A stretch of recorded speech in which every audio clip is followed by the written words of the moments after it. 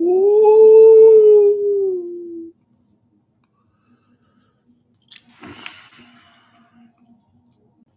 I just like want to be bright, or it's because I'm brighter. My energy's brighter. That's what I say. You might have brought home the light.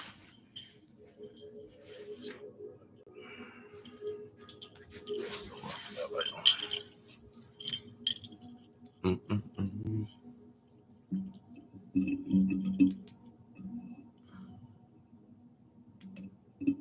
Yeah. Okay, cool. Right there. Peace, peace.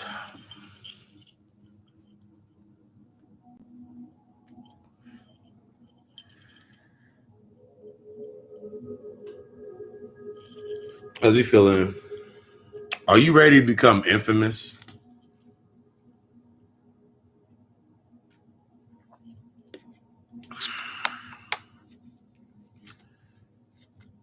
Just finished with a text. Just finished with a message. And the observer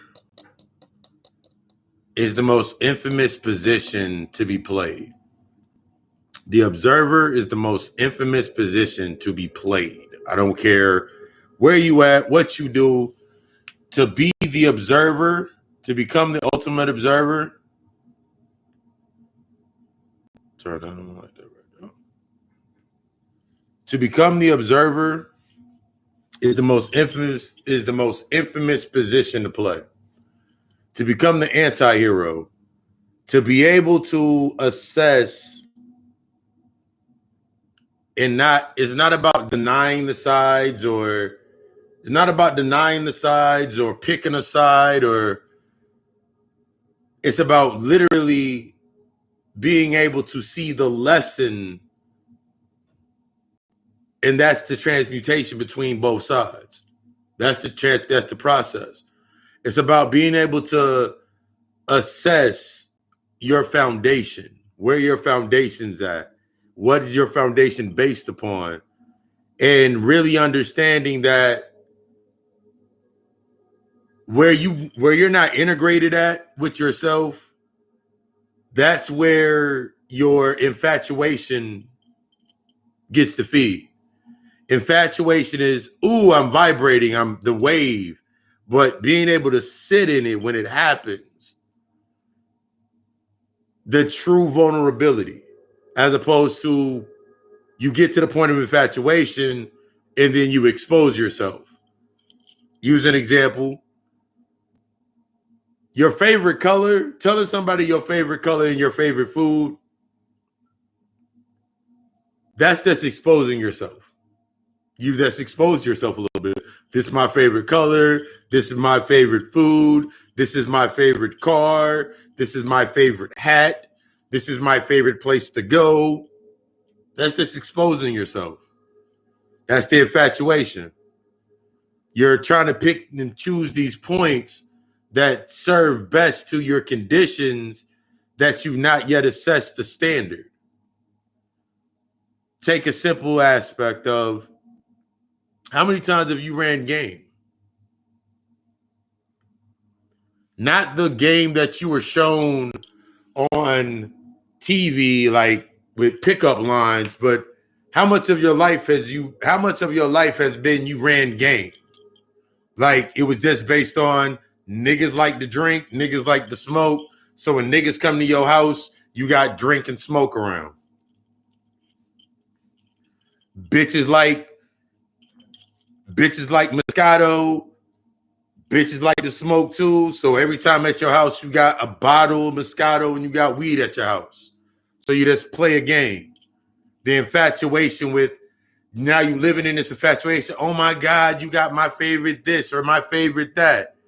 But now you just came into that aspect of exposure, as opposed to you sitting in a point with yourself and you really saying why that favorite color came to be. What was your favorite color? How did that become your favorite color?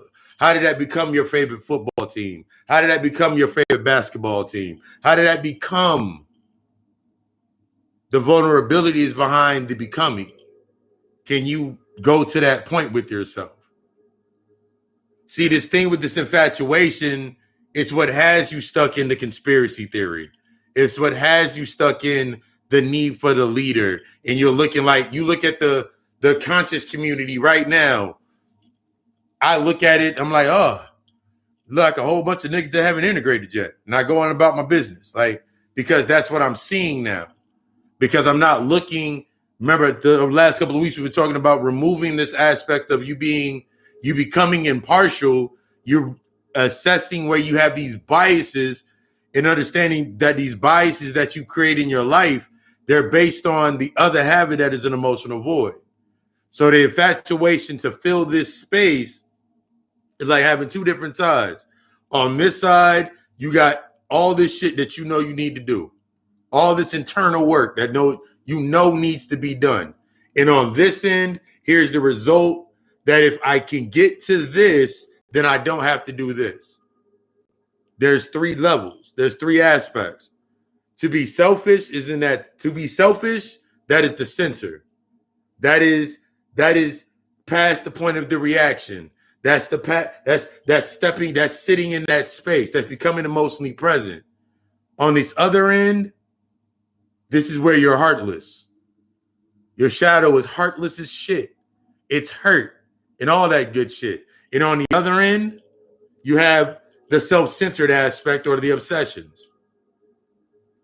You can look at that with the chakra system, balanced, overbalanced, underbalanced. So if I'm underbalanced in my root chakra, then when it goes out into my space, I'm heartless against hoes. Now I'm heartless against the hoes. Or on the other end of that, when I'm overcharged, all these bitches need me. But in the center, you start to realize that first level that you hit with yourself is, I'm a bitch. I'm a bitch. I'm not what I said I was. This is not, I just created an identity. Everything that served in my space was a body based on my narrative that fit the emotion that I was in with myself. That's what it was. So now you start looking at the spaces, it's like you go and be like, ooh, she look nice, or ooh, she can talk really nice, or ooh, he listens, or whatever it may be. You're in a point of infatuation. So now we look at this side over here with the heart between being heartless, not giving my heart to a woman, not giving my heart to anybody, not expounding my heart, not becoming vulnerable, and attachment. Because you can't even get present because you're still stuck with the attachment. So now everything inside of this space is infatuation. Everything in this space is a body to fit your narrative. Everything in that space. You have that fear. You couldn't even look at yourself as becoming ultimately infamous. This healing is destructive. To become infamous is to accept that whatever it is, you have no reason to react to it. Becoming into this infamous state with yourself, that monster that we learned from our master teacher, becoming that monster, becoming what is vile, stepping into that true aspect of yourself. That makes you have to go to your foundation. That's the true attitude of the change. Not changing the conditions, but changing my standard. Everything in my space, no matter what my conditions are, my standards don't change. And it was going through the process of shame and doubt of something as simple as somebody telling me something is somebody. I've always been the one like I'm gonna fill tank got to stay full. If it go to half, I fill it from there. I remember being in, but sometimes you can't do it. And I would be like, yeah, you can. All you gotta do is this, this, and this. Nah, you can't do it because sometimes you don't. Sometimes you just got to do what you got to do. That's the condition. That was the conditioning. My foundation was built off of that conditioning. Simply doing what I could do, within inside of a space. But I got to remember that in order for that to remain, I need the things in that space to fill that void, those emotional voids, these emotional aspects to myself. So use an example. I was taking care of my sisters and brothers when I was younger. Okay, cool. So now in every space that I have to go into, naturally I have to be taking care of somebody. That became my identity. So no matter what I did, my foundation, the guilt that I felt, for the guilt in a simple thought of me not wanting to watch my sisters and brothers by yelling out that I had a life. Something that simple leaves residue. Something that simple leaves residue. That's some of the things that we'll look at on the surface. That's surface level. You got to get to the root of that. You got to get to the root of that's the result of the foundation that you came up upon. But so many times we keep trying to, it's like doing the same narrative over and over and over again, literally, and you're not adjusting to it in between these 2 points, in between infatuation and the attachment, your narrative being filled. You never change anything inside of this space. You never invest. You never assess. You never reflect. You keep using the same taglines. Don't need anybody. I'm all that I got. Nobody understands me. You keep letting your inner child echo out. No one understands me. No. The first thing when you have that conversation, have you sat there and you sat where you felt you were going to be judged based on how far you went with yourself? Or now you got to realize that, yo, I built my whole standard, friendships, relationships. It was built in infatuation. And I can tell that it was based in infatuation because I had to keep doing more and more and more in the physical. I had to do more and more and more to compromise my standard to set the tone, even though my conditions were not savory. Something as simple as motherfucker come over to your house and you ain't cleaned up in months. And then you sit there and be like, oh, my bad, I didn't have a chance to clean up. Don't lie to yourself. That's not you. Because what do you wait for them to say? Oh, it's all right, man. I'm just coming over here to chill. Oh, it's all right, girl. I'm just coming over here to da-da-da-da. Now you just build another point of infatuation. He doesn't care. He knows that I'm busy. He knows that me being an independent woman works. Me being a real nigga works. Let me keep being a real nigga. Let me keep being independent. Now that person comes into the space, they just serve as a fucking body. That's why when you get upset when things aren't going your way to that certain extent, when it's that point of reaction, and let's go both sides of the fucking paradigm. It can be one of the most raggedy ass niggas in the world that can tell you some things about yourself. Just like it can be one of the most high standard motherfuckers in the planet that got some shit going on that can tell you the same exact thing. Who the fuck are you gonna listen to? You ain't listening to neither one of them. Same thing with women. It can be a woman of the lowest quality of standards according to your perception, or the highest quality of standard according to your perception. They both gonna trigger you the same exact way. They both gonna hit them internal wounds, that some shit from your childhood that you did not deal with yet. The difference is how you're going to react to the space. Remember, everything is the byproduct. Everything in your physical is the byproduct or the result of your standard, of your internal, of your emotional aspect, of this moral compass that you built with yourself. That's what everything in your space is. So if you're looking at it through your same perception and that shit forces you to sit the fuck down, but what about this and what about this? Eventually you're going to get broken down to your truest point where you're separated. You only gonna get hit where you separated at. You only get triggered based on where you separated at. So the way that the heavier that shit feels, the more separated you are. You're not whole. You're not in balance. No, correction. You're always been in balance. See, we challenging that old paradigm. You've always been in balance. You've always been on your square. I talked about that last week. You've always been on your square. You've always been in balance. You just cannot see where you are in balance. You're always been in balance.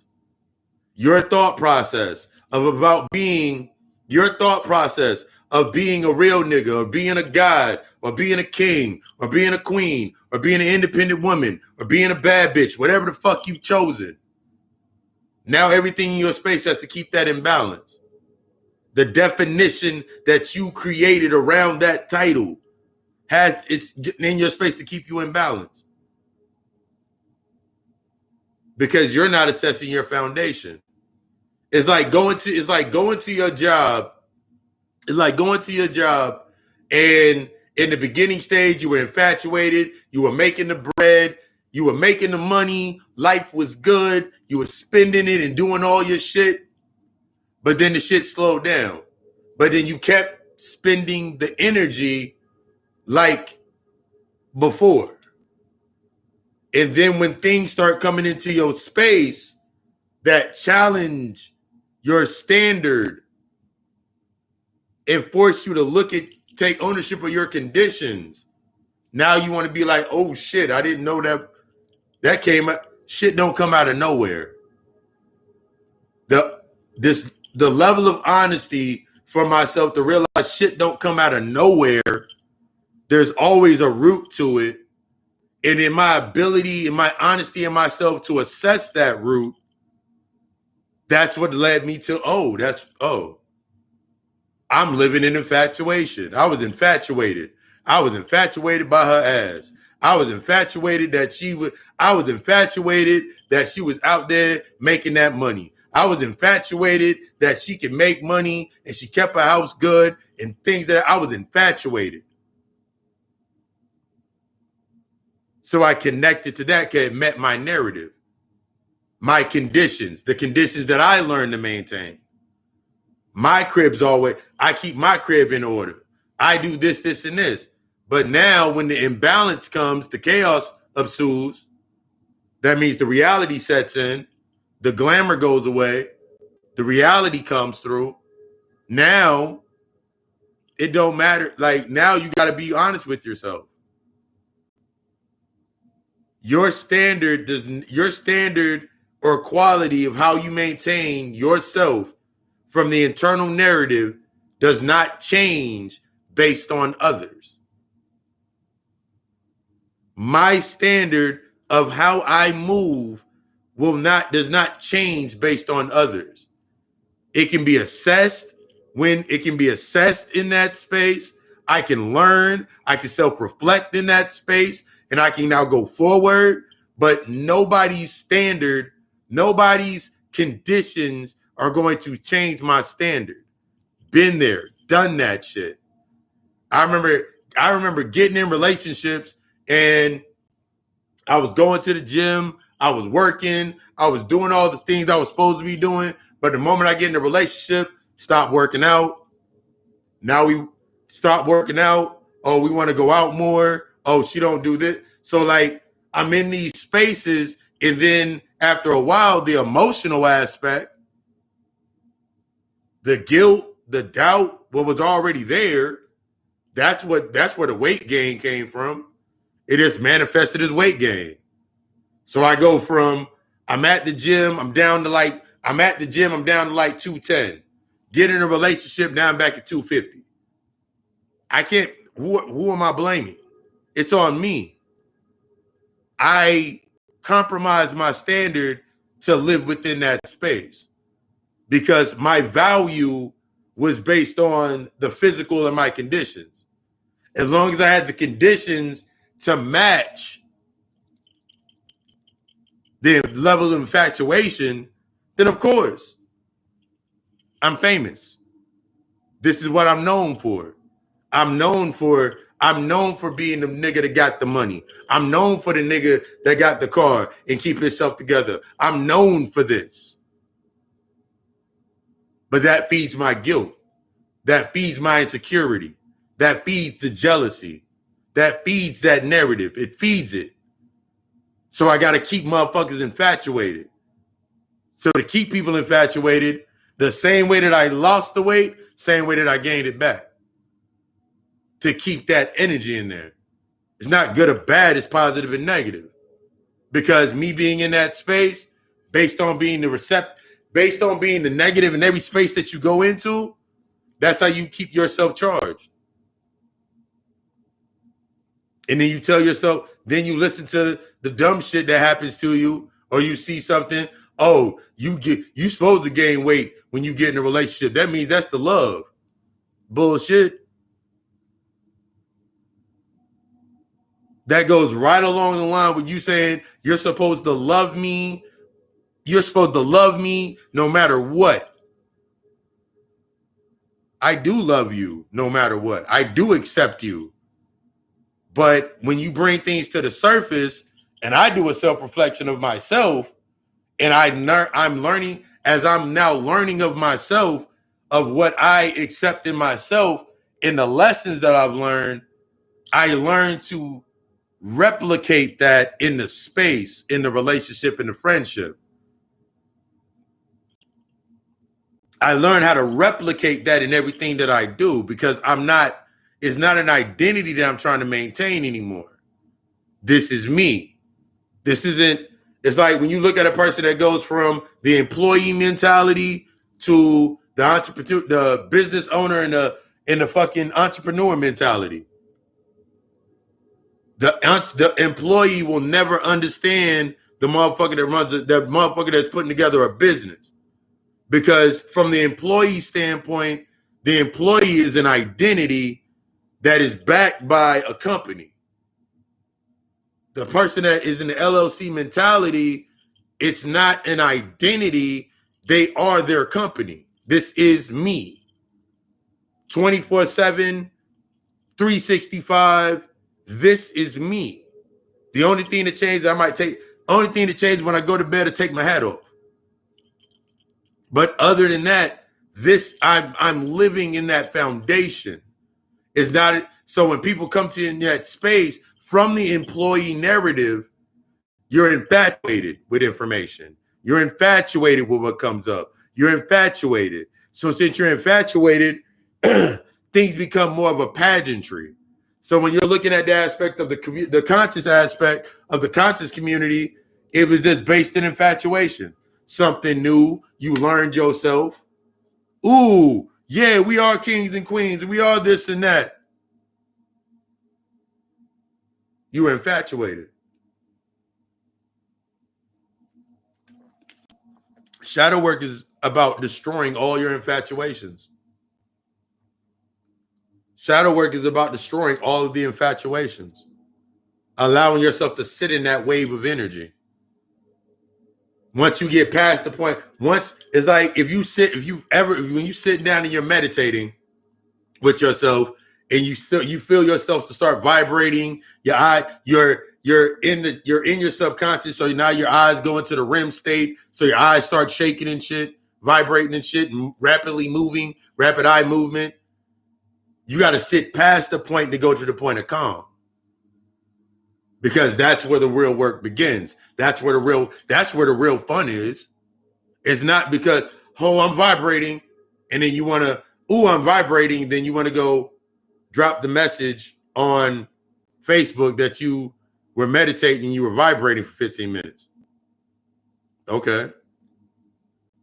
Everybody comes in and attacks to your page.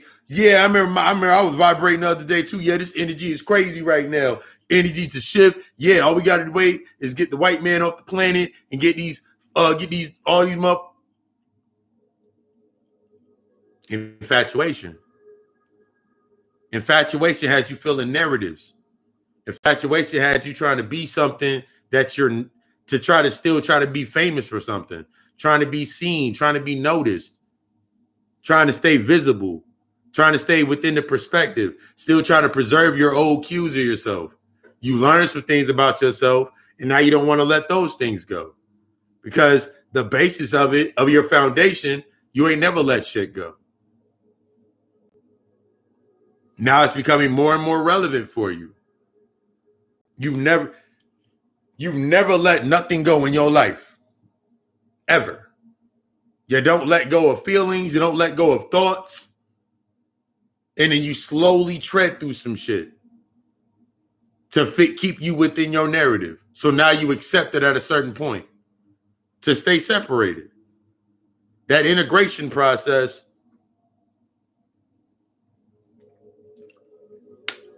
forces you to challenge every part. What was the foundation of the relationship that you were in? What did you learn about the foundation of that relationship? Was the foundation based on balance? When you went into the space, not so much with them, when you went into the space, what were your intentions set in? Was it set in the condition? Because from a traumatic experience, from traumatic going back to an experience, that savior complex, you'll go into a space and you'll look at the space and you'll say, my intention is to make this match my standard. That's not what it's there for. That's the learning ground. The only thing that you do,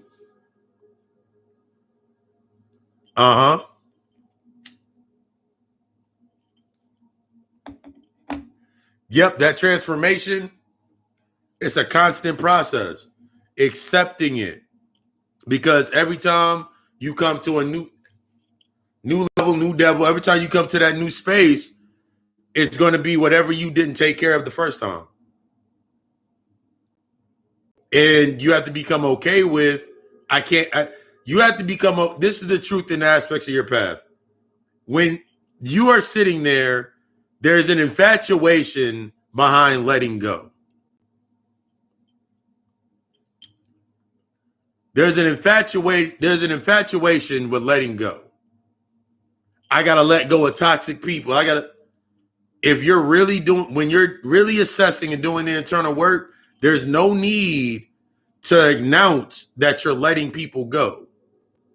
That matches the reason that can imprint into somebody's mind is because it matches back when you were in your earlier on days, that new year, new me mentality. Every time you made a resolution for New Year's, same thought process, same conditions. You just dressed it up and made it look real snazzy. You don't have to worry about letting anybody go, because as you integrate, as you are doing your internal work, you naturally become so fucking infamous, so distorted, that every time something tries to connect to you, and now you're past the point of reaction, now you're in self-reflecting, now you're in assessment, now you're in the authentic space. Now every time something comes to you, you don't even react the same way. Because 9 times out of 10, they only can bring up stuff from where they were at, where they existed. From the employee standpoint, it's like, use the example. Every time you see somebody, and every nigga and every woman's greatest fear is every time that their man gets on, or every time that if their woman get on or whatever, that they're going to leave them for a white girl, or basically what you're saying is you're going to leave them for a higher aptitude of behavior and quality of behavioral standard that matches where they are at. They're going to leave me for a higher standard of behavior that I'm willing to invest into. It's like when you go to your mom's house and you know there's nothing there but the script. Hey, how you doing? How you been? Ashe. How you been? I've been good. How that little job going? Cause they still got the same narrative playing in their mind. They can't go anywhere past that. You have to accept that motherfuckers are still stuck. They accepted that employee role. They're not ready for a level of accountability for themselves. You gotta, Monday when I talked about you gotta suspend or forfeit judgments. You must forfeit judgments. You must accept being judged. Because without the judgment, how else can you get triggered? See, being triggered is not that you go from a point of the triggers hitting you and you don't know what to do to accepting the triggers so you can do further work. It's not because if you do it from that point, infatuation, attachment, you'll never get past the point of judgment to accept judgments. You're infatuated with being triggered every 15 minutes. You're infatuated with the feeling, not even understanding that it's a needed prospect. Damn, that really triggered me. Because you're infatuated with the process. You're infatuated with reaction. So you just keep doing the same thing. You're obsessed with it. It becomes a new obsession. It becomes a new addiction. It's a new addictive point. So you just continue. I'm going to keep doing this and keep doing this because this is all that I know. My conditions aren't changing. It's not happening fast enough. It's not doing this because you're not doing the internal aspects of the work. You're expecting something to change because you've done that same. You got into the relationships before and you unconsciously became something that they needed you to be or you thought was the best version for them to see. Basically, you were a narcissist, carried a narcissistic type, and you reflected some aspects. You picked up some lessons, but because you were stuck within the conditions, the infatuation of your conditions were accepted, you didn't learn anything. So now you went back. Now you went back to the hurt child in the room. Now you went back to being hurt from 3 relationships ago. From the years that you were in that space. And now you sitting there mad that you wasted time. Because you keep putting everything in the negative box or the bad box. I wasted 6 years of my life. I wasted 10 years of my life. You keep putting it in the same box where all your other darkness is. And since you still think that that's bad, you ain't learning the lesson from it. So now you still focused on or obsessed with what the fuck you want. My ultimate goal is to be this, this, and this. But every time you get close to it, that negative the negative is where you're receptive. So the only reason that you want that is because of something that happened back here. And until you acknowledge this back here, what happened back here, you'll never reach that. And when you do get it, it's not going to be what the fuck. It's going to be exactly what you wanted on the surface. But it ain't going to be what you needed. It's going to be a body, a shell. It's going to become an emotional void that you keep filling. One of the hardest things that you have to realize for a lot of us that I actually had a session, a consultation. One of the hardest things that you're going to have to realize is, what if you found out that you were the result of your mom not getting what she wanted?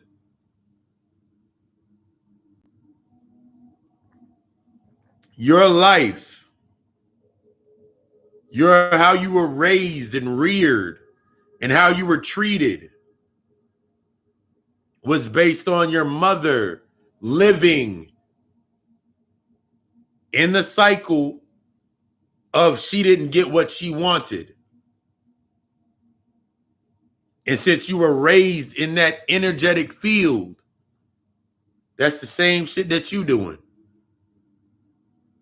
Now you look at your mom and you like, man, fuck my mom. Like if I ask you the question, hey, do you love your ex? Do you do you do you need if you need do you need your ex? And you say, fuck no, I hate my ex. You need your ex. Why do you need your ex? Because your ex validates that behavior. Without your ex being there, you got to accept that behavior. Without your mother being there, you got to accept the behaviors. Without your father being there or not being there, you got to accept the behaviors. Without that event, without the way that you learned how to have sex, the way you were exposed to sex, without that, without the mother, what if it was a sexually traumatic experience, or the way just the way you were exposed wasn't overall a sexually traumatic experience, you got to accept the behavior that you created, the behavior that you replicated from that. That's how this is you becoming infamous. You learn to be a service to others by being a body. You learn being a service to others by being a body of the emotion. So now inside of your space, since you're giving out to everybody else through that traumatic experience, anybody that comes into your space, that's whether you accept it, whether you admit it to yourself or not, that's what that person serves as. That's what they serve as. That's when you get into the thought process of, y'all niggas ain't even really having sex. Y'all just masturbating in each other. Because they serve as a body that you're trying to mold to fit your conditions. This is going to help me change my conditions. This is going to help me change my life. If I get this to do this, then I don't have to do this work. The ultimate honesty to that aspect when you're going through your transformations, when you're going through your shifts. That's the ultimate, that's one of the ultimate points of that unknown. That you gonna have to sit there and admit to yourself that that motherfucker was a body. You can say your baby mother's dumb. You can say your baby father's stupid. You can say your ex. You can say whatever it is. But what does that say about you? And you got to get past the light shit. Oh, I was dumb and I was young and I was dumb. Saying the same shit that your mom said. Saying the same shit that your parents said. You got to get past that point. That's comfort. To react by saying that I was this stupid. To react to me simply saying that, for me to react by simply saying I was young and dumb, that's not the fucking reason. That's not the why. That is a what. That is the story I'm going to keep telling myself, and I'm going to keep going forward doing the same dumb bullshit until I sit there and be like, damn, they did teach me some shit. I can go up there, all relationships, they all taught me something. Every relationship gave me a lesson. Every relationship gave me some pointers that I needed. It was me that was obsessed with what I wanted. So I put my wants into that body, and then when it didn't fit those wants, then I'm mad at it. I'm upset with it. I don't want to deal with it anymore. Now I need something else to fill that emotional void, because that body means nothing to me. Because I'm only willing to go to a certain point. They're willing to go to a certain point. But what happens if on the other end, motherfucker has an entirely different type of point? See, when you're in the space now with yourself, you're going to start noticing that motherfuckers are coming into your space that are going to challenge the original points of yourself and challenge your standard of quality. Because if you're looking at when you're looking at the fucking climate of the world now, half of the shit that you had to go to school for, you don't have to go to school for. Half of the shit half of the dreams and the wants that you wanted, the way that you were trying to achieve them, that shit no longer fucking exists. You don't have to be a truck. You don't have to go to truck driving school to own a trucking company anymore. You don't have to go to medical school to own a hospital, to own a in-home or a fucking in-home hospital type facility. The information is there. But you got to get past all of the obstacles that you put into your space. Because now, let's use that as an example. You go and you see the information about in-home healthcare. That means you can go get the certificate, the license aspect, and you can hire the CNAs, and you can hire the CNAs, the LPNs, the registered nurses, you can hire the nurses and send them in homes. All right, cool. You go get that. Your ass don't know how to talk to people.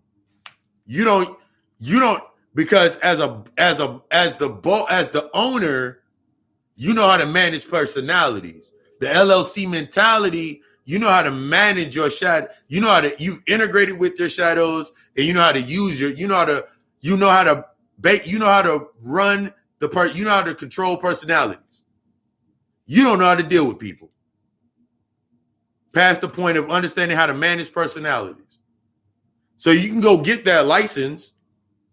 You can go take the trucking course. But if you don't know how to talk to people, how the fuck you gonna get truck drivers? How are you gonna get them to trust you knowing they got a CDL?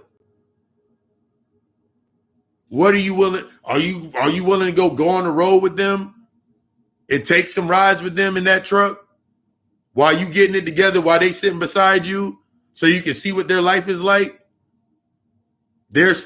Understanding. Are you willing to absorb and understand those standards? If not, then it's not going to work. You're always going to be at an imbalance. That goes into the same thing when you think about, when I was watching a video the other day, they were talking about it's so hard. It's so hard to get. It's hard once you're spiritual. It's so hard to get into a relationship because you got to realize everybody ain't on your level, and everybody's in their own. It's so hard. Who the fuck said? That means somewhere down the line, you lost the ability to understand or apply or transmute understanding what manifestation is. Because if you want to manifest everything into your life that you desire, you can manifest somebody into your life. But like with every manifestation, every intention set,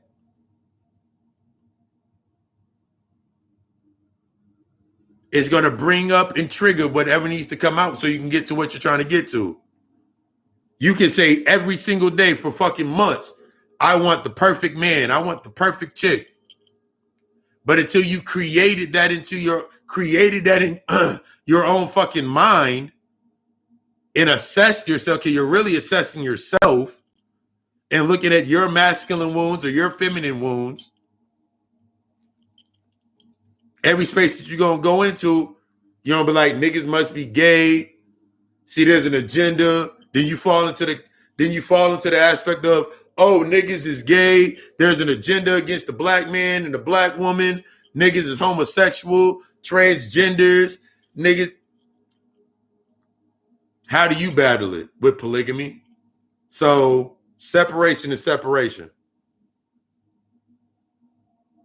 I've talked about it before when I see a transgender or somebody being a transgender, somebody being gay, somebody being whatever they are. When I see a transgender, a motherfucker that's trying to act as both, when I see that, if I'm triggered by that, in reality for myself, there are points within myself that I'm not yet integrated with, or I do not understand about the feminine and the masculine balance of energy. I have not become in balance and in sync and become that gender fluid. So now when I'm like, all right, cool. What agenda? What are you killing?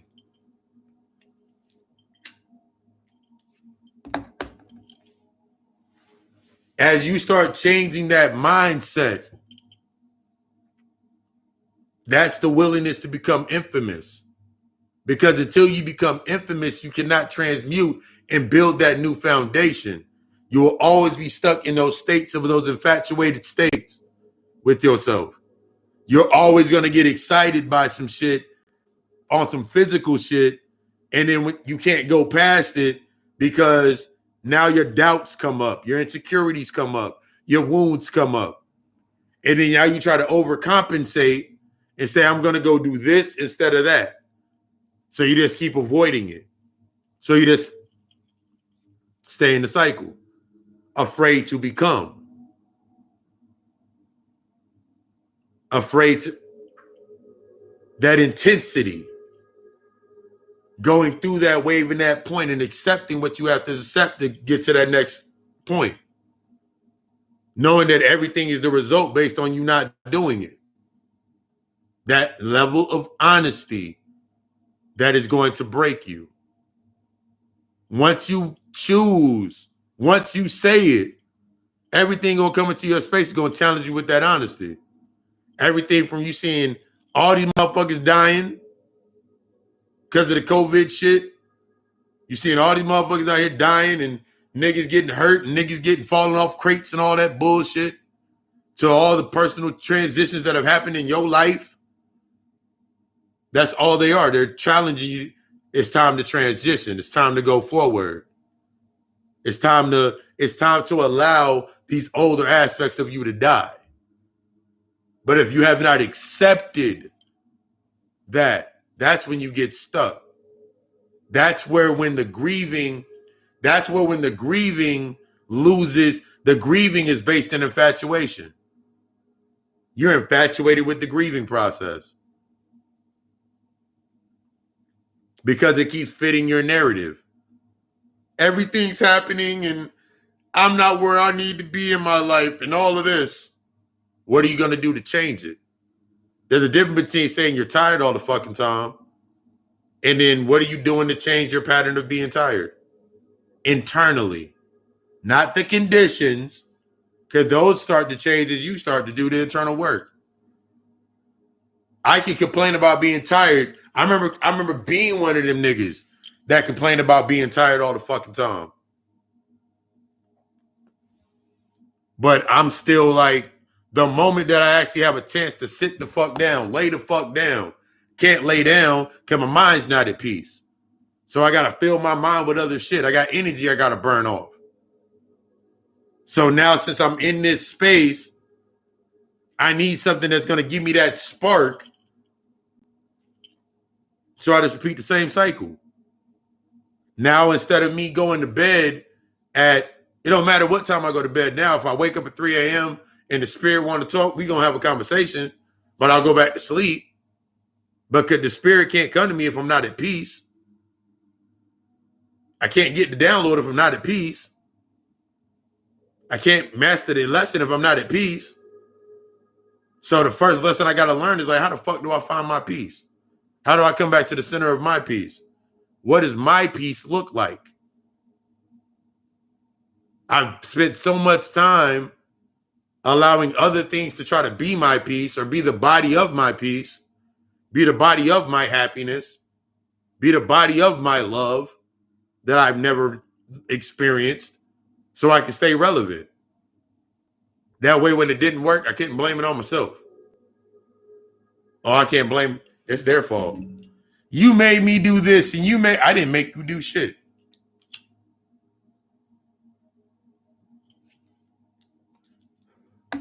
Your own infatuation made you do that shit. It's your own infatuation that got you emptying your bank account for that nigga. It's your own infatuation that got you emptying your bank account for that chick. It's your own infatuation. That's why after everything goes away and now you didn't get what you wanted because you didn't know what the fuck you really wanted, now you upset at her. Now you upset at him. You mad right now that you still want reparations. They didn't give out PPP loans and stimulus checks and all that good shit. But because you ain't got no ownership mentality of yourself, you ain't integrated, you use it to You used it to feed your infatuations. So then when they come back around, okay, nigga, time to pay up. Now you upset. They trying to stop us. They trying to hurt us and kill us. They trying to get us with the jab. They trying to stab us with this vaccine. They trying to make us zombies. You're already a fucking zombie. Because you talk about you do the same 3 things every fucking day. You're already a fucking zombie. You're just trying to romanticize and make it something bigger than it is so you can make it like you fighting against something. So you can stay relevant. There's a difference between being relevant and being emotionally present.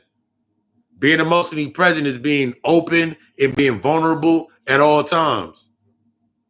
But because you understand and being open and being vulnerable at all fucking times, you understand how to truly protect your energy. It's on automatic. It's autonomous. You ain't gotta, nigga, I had to go do 19, I had to go do this ritual to make sure my energy was good. Because every time why you keep going there? If your purpose is to leave your house and you say you got to go do the ritual to protect yourself before you leave your fucking crib, and you keep going into the space that is the reflection of where you need protection from, the moment, guaranteed, because that's how it's going to work, you're going to forget to do your ritual one day. And then you're going to go outside into the space, and then something bad going to happen to you. You get in a car accident. You get in a car accident. You get a ticket. You get whatever. And now you like, damn, I forgot. No, that's not what it was. You did the ritual. You got guided to that space. You had to assess that space. Why do I need to be here? Once you make that assessment, the ritual worked. The ritual led you to what you led. Okay, cool. The ritual took you, your avatar, into the space of danger for you to assess and be like, oh, this is the space of danger. Oh, this is where we're not supposed to be going. All right, cool. Why the fuck do I keep going here? The ritual worked. You just had a different expectancy. If I go over here, can't nobody, because you still stuck in the persona of I don't want nobody to hurt me. I don't want nobody to do me wrong, so I do it myself. I don't want to trust anybody. You're just saying you don't trust yourself. You're not ready for the level of honesty that it needs to go to yourself. So that's when you got these different narratives in people's lives. That's why you got these different narratives in motherfuckers' lives.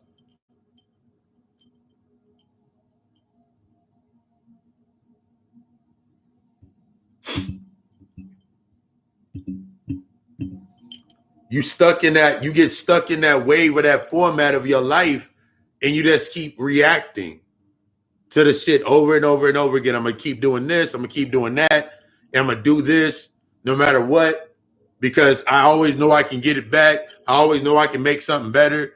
When are you going to step past that point of I'm gonna make some stuff happen because that's what I've always done? When are you going to when are you going to accept maybe it's because I keep thinking in this manner that these things keep happening? Maybe it's because I keep thinking in this manner. Because remember, as soon as you think, it's a thought, it feeds the past. So now everything inside of your space matches that. So maybe it is me. There is no they when I sit there to myself. Yeah, it is me. But they're not going to like me anymore.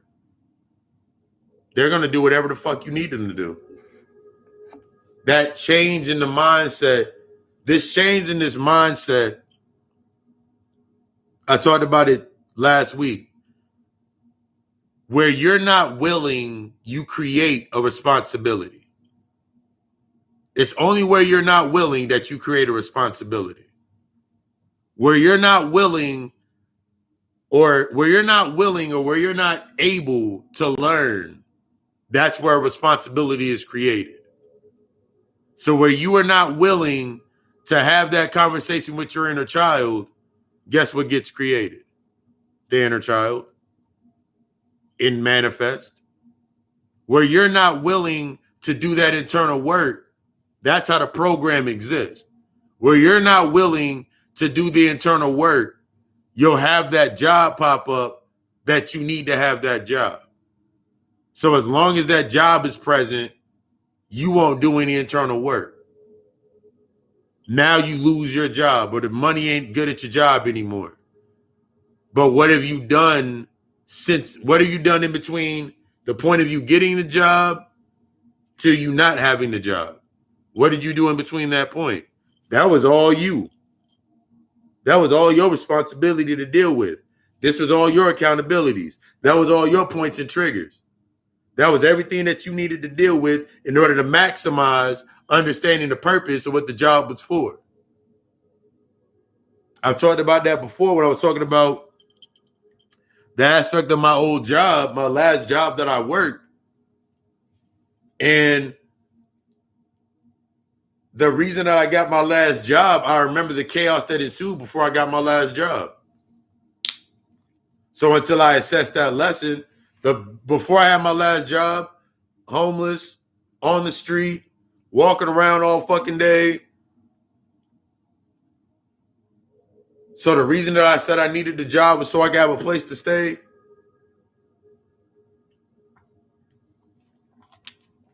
So the same chaos that ensued for me to get the job was the same chaos that I had to understand. That way, when the job declined, that way I wouldn't keep building based on that narrative, that foundation. Because that's what most people do inside of their space with different variations. That's where you got niggas and chicks that run around and they couch surf all this fucking time. And they accept certain aspects in that space. And even when they do say things, since it's from the lower level or that lower vibration or frequency, it's always something that's based on the physical aspect, based on subservient to a want, something that you really haven't even done to yourself yet.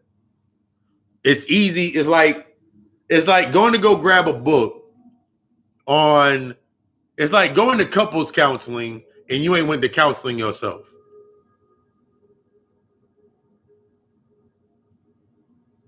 How the hell am I? What is couples counseling going to do if I haven't taken counsel to myself? Because if you've been to couples counseling, and the truth is that if you get a couples counseling from me, the first 3 sessions will be with you. The next 3 sessions will be with your spouse or whoever you're with, your spouse. And then after that, we'll have sessions with you guys together. It does me no good to sit here and say, ooh, let's go to couples counseling, babe, if I have not had any counseling for myself. I can't skip steps. Maybe I need to sit down and get some counseling done. Maybe I need to be honest with myself first before I do anything else. Because that's all that the counselor is going to do. If you've ever watched any show, especially with the black people in it, and they show the counselor and they having a conversation, they break them down separately right in front of each other. They break them down separately right in front of each other. Are you listening to what she's saying? Are you listening to what he's saying? Yeah, he said this, this, and this. That's nothing like what he said. Yeah, she said this, this, and this. That's nothing like what he said. What I'm seeing is, so even if you go to a couples counselor, you come to me, you can start with, but I'm going to separate you two because the relationship is simply a body to learn. It is a vessel in which you learn in. The friendship, the Trump, is something that's simply what you learn in. Until you learn the lessons, you can't come into the connections. That's why I said about the aspects. I talked about it in the polygamy lecture. I don't care what relationship you go in. If you are separated, that means you have not brought your feminine and your masculine into balance. If you have not married yourself, then every space that you go into, why do you think that infatuation rises up on one end, and it's the masculine aspect to the feminine and the feminine aspect to the masculine, and that infatuation raises the infatuation is the ego taking the place of everything else. That's how you create the scenario. That's how you create based on that personal narrative of the scenario inside of that space. You fill in the rest of it with them with the conditions. So now this space is conditional. The relationship is based on the condition. So now you'll look at when you look at the relationship, you stop cooking and you stop cleaning and you stop doing this and you stop doing this and you stop doing this, and now y'all going back and forth and shit. But in reality, well, nigga, if you did this, and bitch, if you did this, then I'll be doing that. My standard does not change based on what somebody else is doing. Because if that's the case, they know exactly what the fuck to do. They know exactly how to trigger me. They know exactly what to do. That's what we think about when you think about a relationship goes through its ups and downs. It does. It does. But you have infatuated and romanticized. You've romanticized what a relationship should be based on the condition. You think that the relationship, the friendship, the kid, the job is supposed to fulfill you. It's supposed to make you happy. You think that that's supposed to do that, and it's not. One of the things that I had to learn in those purges was that's not where it's at. That reflects exactly what the fuck I am. Until I understood that point, when I go into those spaces, I couldn't see that I wasn't projecting because I wasn't willing to see it. I couldn't see the lesson that was meant to be learned because I wasn't willing to see it. So I created a faculty or something to facilitate it. And it's when you look at the example, like y'all seen Teen Mom on MTV. You've seen the quintessential, we stayed together because of the baby. Hell, some of y'all are results of we stayed together because of the fucking kids. That was your foundation to your narrative. That was the cornerstone to your whole life. Based on a whole fucking lie. Or a negative point that was not willing to go past point. A negative point that suspended emotional intelligence so you can avoid judgment. You outside your house, you at your friend's house, and his mom is a single mom or it's a single father, and he looking at your life, wishing he had your life, and you looking at his life, and he wishing y'all had each other's lives. So y'all are infatuated. That's the trauma bond.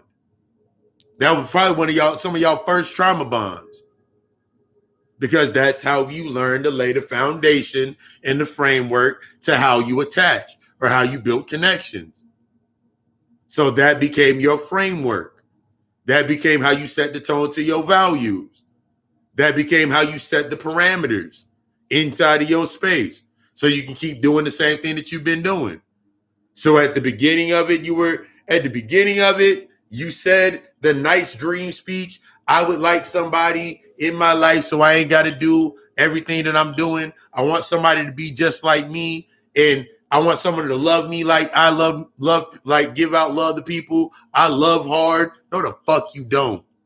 There's no such thing as fucking loving hard. You're loving from an undisciplined space. You're loving from an unhealed space. You don't know what love is. You've never experienced it. You've experienced the infatuations with somebody accepting you. That's why when it gets past a certain point, the way your standards start getting checked, and then you keep putting the excuses based on your standard. Well, I don't do this because of this, and I don't do this because I can't do this, and this down the line. It don't matter what the fuck you do. Because you can go do all that. Because I remember doing that shit. I remember in countless times doing that shit. All right, baby, I'm going to do this. All right, girl, I'm going to do this. All right, girl, I'm going to do this. All right, I'm going to do this. But if the foundation is not checked, if the standards are not assessed, then it's not going to do anything. Because it's still going to be based on that rickety ass shit. It's still going to be based on those emotional points that are based on infatuation. It's still, you're going to keep doing the same thing.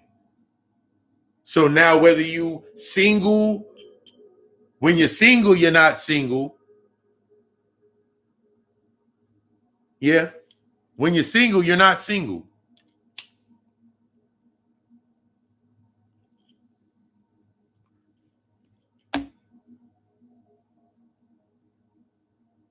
So when I'm in a relationship, I'm not single.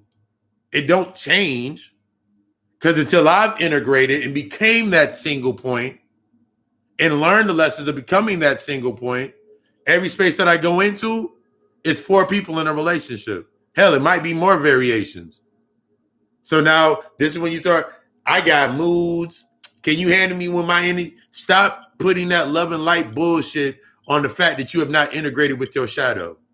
Stop talking about you got these mood swings because what is the basis? Because you got a narrative that's something that you ain't assessed. I have my days. You got comfortable in having those days, and you got motherfuckers around you that accept you for having those days. But now you got someone coming into your space that challenges your whole fucking standard from the jump when they come into your space. And you living in the state of, I remember living in that state of infatuation, getting in a relationship. Oh shit, she worked. Oh shit, she do this. Oh shit, she can cook. But for me, like me saying, oh shit, she can cook, for me being able to create anything in the kitchen, it wasn't a point of excitement. It was actually it was a point of connection. That's in that aspect of the example. Because if it's not based on that level, it is based on something that I cannot do in that space, then the infatuation fills that space. So now if I can't cook, a chick can hit me every single time, but like, yeah, I cook for my man and I do this for my man because that's how I cater to my man. I'm stuck on some physical shit. Because behind that, I don't know the emotions that are tied behind that. I don't know the emotions that are tied behind that catering, that cadence. So the moment that I don't show up for dinner and this bitch have a whole nervous breakdown because I didn't show up for dinner, now I see the reality. I'm past the infatuation because I went on about my business because it was tied to an emotional aspect. That's how you fed. That's why when it starts breaking apart, that's when you start losing your damn mind. You always go back to your natural state. You always go back to the natural state or the point before reset. The key is to go past that, to sit in that point of reset. That's why you keep getting, that's why if you sit there and like, let's say you in a space where you keep getting cheated on, it's time for you to sit in the energy or the feelings that you feel based on getting cheated on to get to the root of that aspect. It's not, oh, I'm going to go try again. This is why I'm single. This is why I don't fuck with niggas. This is why I don't fuck with bitches because they always doing some shit.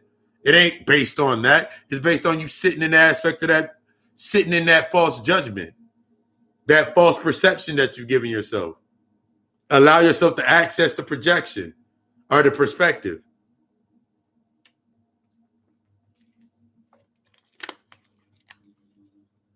You mad, motherfuckers? They're like, go back to the conscious community. If you still talking about the white man ain't got no credibility, but own all this shit, but if I can go show you my TikTok following page and every nigga on that motherfucker, niggas, Asians, white people, all the motherfuckers is giving out the game to how they do that and how they sustained it without having the qualifications. What's your excuse now? Man, doing that gonna take too. You thinking about it from the financial aspect. You can't think money first. You can't think the bitch first. You can't think the nigga first. You can't think. You're thinking about the body or the vessel, but you can't fill that vessel. I talked about that with the standard. That role that you're trying to play inside of that space, you're not meant for that role. You're not the role that's meant for that space. Go back and think about, if you go back and look at some of y'all parents' marriages, they weren't married, they were wedded. I talked about that before. They weren't married, they were wed. They had a wedding. They weren't married. They just had a wedding. They had a ceremony. They had a pageant. They had a nice little binding ceremony. They weren't married because they weren't married to themselves first. They didn't understand. If they didn't understand that point, that's your lesson plan. Oh, that's what a wedding looks like. So I know what the ceremony of a wedding looks like. So I want to go through a wedding ceremony. So now start talking to yourself. I want to go through a wedding ceremony. What is a wedding ceremony? A man and woman getting together? Nah, that ain't it. The masculine and the feminine coming into bond? Oh, that don't make sense. Yeah, they went through a ritual. Put a candle. Some motherfuckers, they put two candles together. This symbolizes the two bodies becoming one.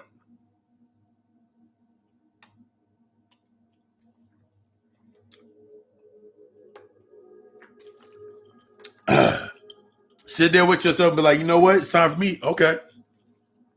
Because I went through I did my fucking wedding ceremony and got married, did the marriage to myself. I remember I did the spiritual bath right before it. I remember I wrote the petition. I went through the whole process. I wrote the petition that was similar. I wrote my petition, aka my marriage license for myself. Went through my spiritual bath, cleansed in the waters, got some good fucking psychedelics, and sat there with myself.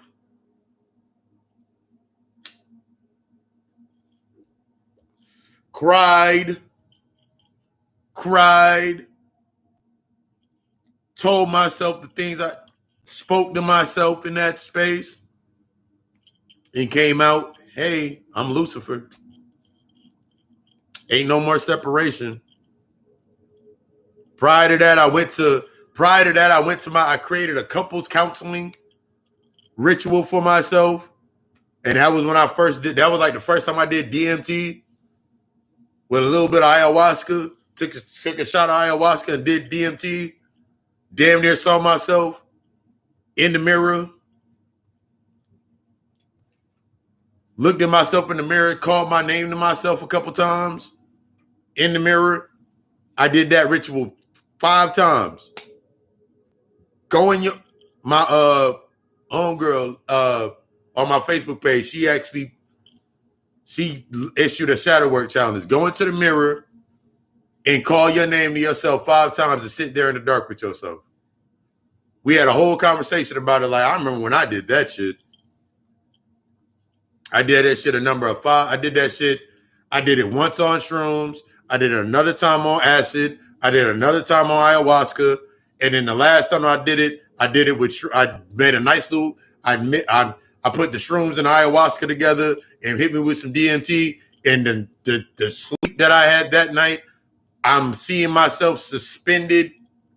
I'm seeing myself as this is me, I'm seeing myself suspended, wrapped in this yellow tape with these glowing red sigils on it, and I'm being forced to own my name. I'm being forced to own my name. I'm listening to all the echoes of all of my old selves. Listening to all the echoes of all of my old selves wanting me to say that name, and those weren't the names. Because I'm noticing as I'm sitting there in this space, I'm in fear. I'm in full fear. I'm in the full energy of fear. Unlock anger, sadness. Take all of your points of when you were angry, all of your points when you were sad, all of your depression points, all of those guilts, insecurities. Take all of that energy, unlock that shit. That means they're unlocked from those memories, unlocked from those lessons. Turn them shits up on fucking 10 times infinity, and you're sitting there in that. I'm sitting there in that until I say my name. The nigga sounded like Joker in Dark Knight when he said, say my name. Say your fucking name.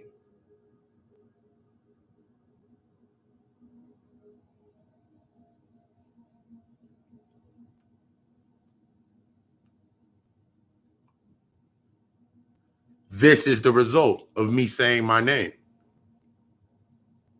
Becoming that infamous aspect. It's no fear of being hated. There's no admiration for feeling loved. You understand that you transmute from both of these spaces because they're the same energy. Because until you've integrated to that point, you'll always be triggered by something outside of yourself to hate.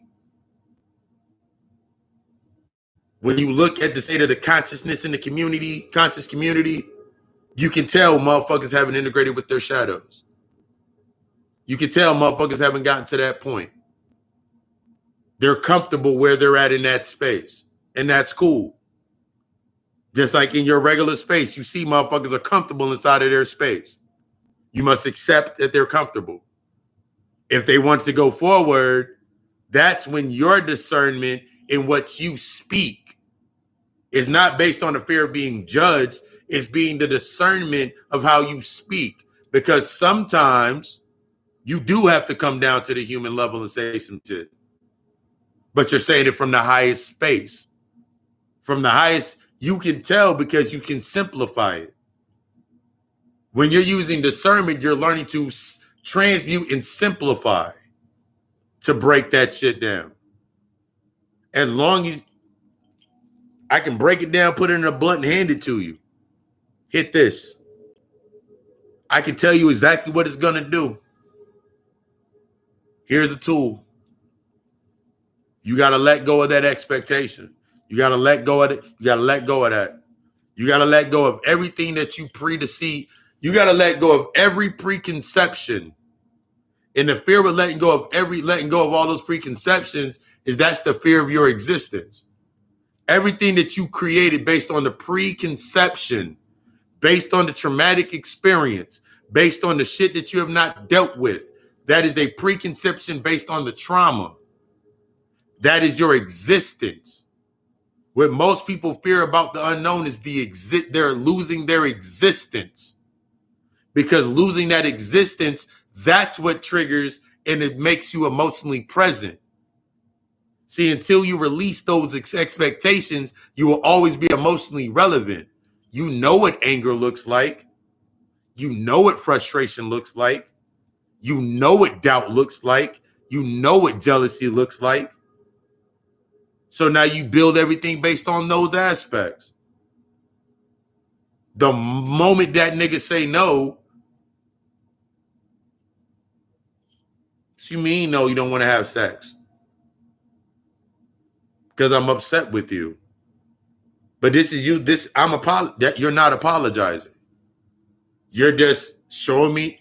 You're just we gonna have sex, and then the next time we have sex, it'll be based on a goddamn argument. So now every time that we have sex is based on arguments. The infatuation is the argument. The infatuation is in the argument. The infatuation is being misunderstood. As long as you misunderstood, you can keep doing what the fuck you doing. Really think about that shit. As long as I could say out of my mouth that nobody understands me, it gave the validation for my behavior.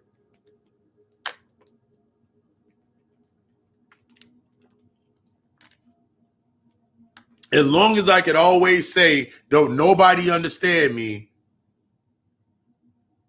it gave me validation for my behavior. I could keep doing the same shit. And they keep making the same fucking excuses. My conditions aren't changing because of this, and this.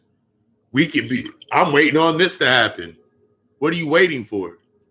What's stopping you from doing it to yourself? Because that's not how do you know that's not how it works? Have you ever tried it? Mm-hmm. Yeah. All forms of you sitting there in that space, you trying to, I want to keep it. All right, cool. But as I've been breaking down over the last, since y'all met me,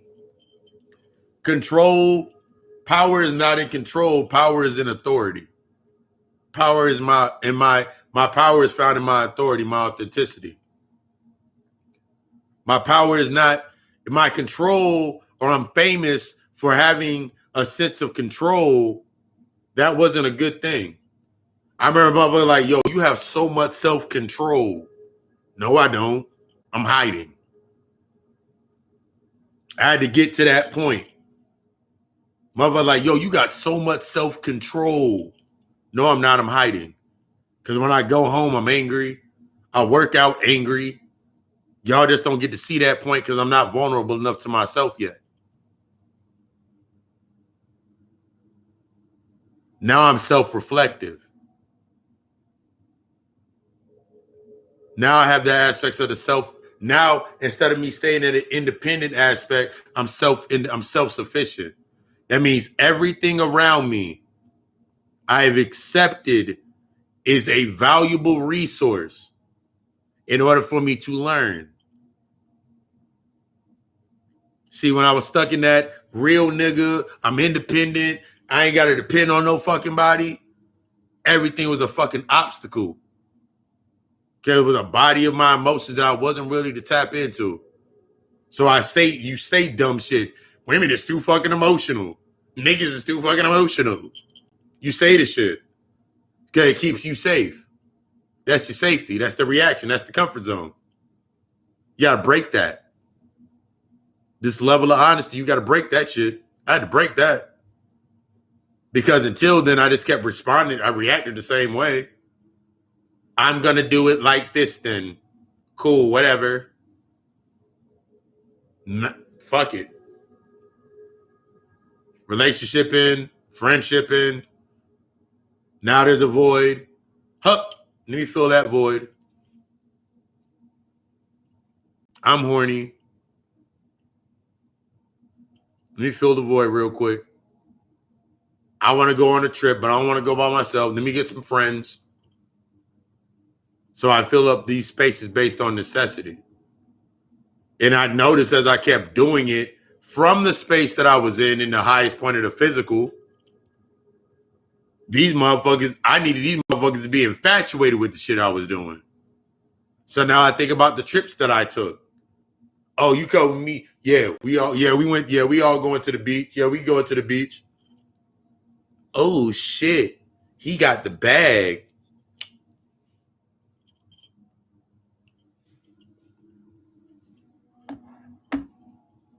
Because without that bag, my true control over how powerless I felt would show. If I couldn't do something physical or stay in that physical aptitude, then my insecurity would show, the doubt show. I was famous for being insecure. I became infamous when I owned my insecurities. You're famous for being guilty. You're famous for being guilty. You're famous for being an independent ass motherfucker. You famous for it. They know you for it. That's the light. You stuck in the limelight. You stuck in the limelight with yourself. You was famous for it. You famous for cussing a nigga out. You famous for cussing a bitch out. You famous for it. But you infamous once you own the emotional energy that connected you to make you famous.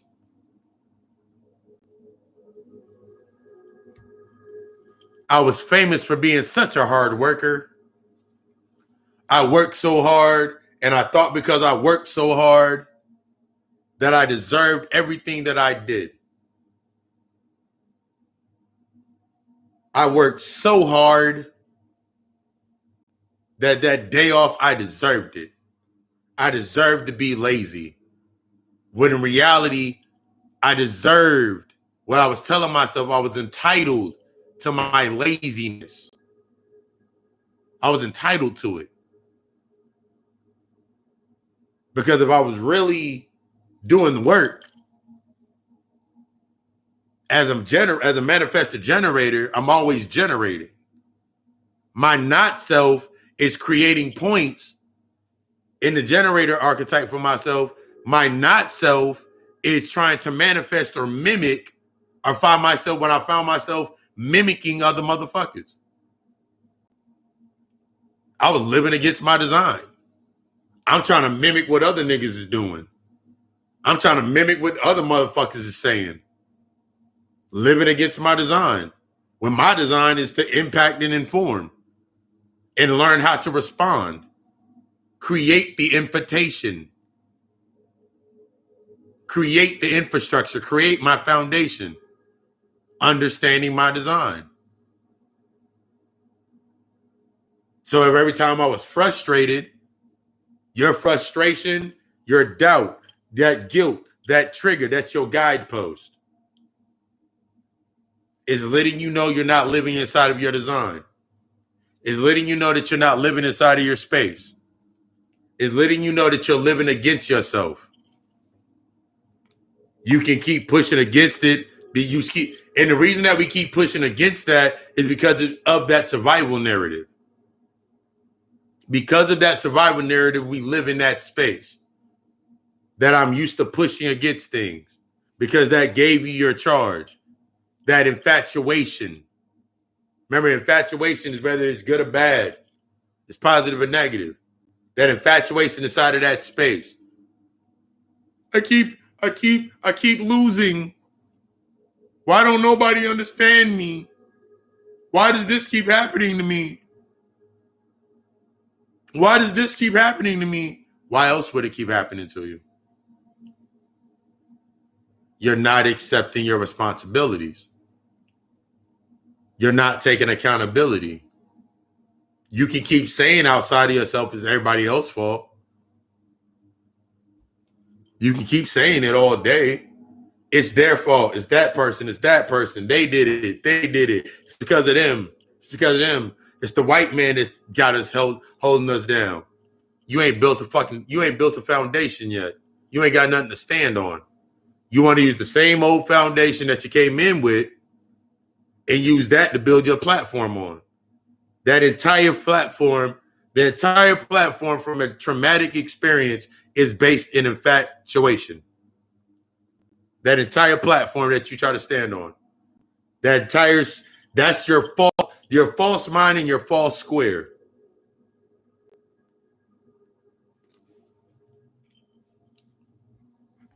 Your false mind and your false square. Now you can walk through hell lit up. I've talked about that before. Your foundation is rooted in your hell. Your foundation is rooted in your hell.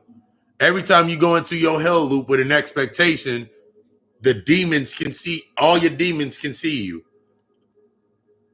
You got to remove the expectation when you go into that space. That's what can see you. That's why you can't get to the higher aspects of yourself, because you got that over there. You want to go in there lit up like a Christmas tree.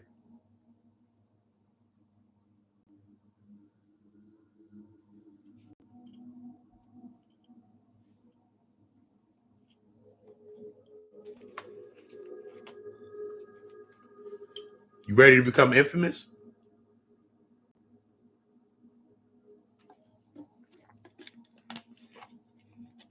Are you ready for motherfuckers to say whatever they say about you and you just look at them like that's nice? And just keep going about your business?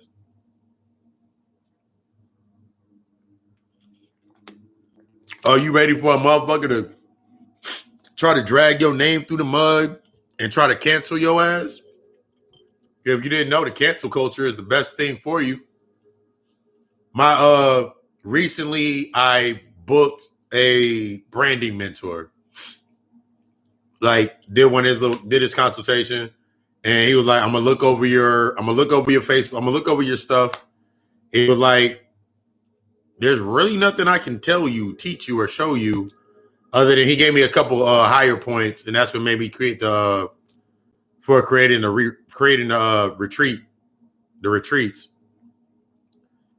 But I remember what he said. He was like, you have to go to a point to where you're willing to say what others are not willing to say.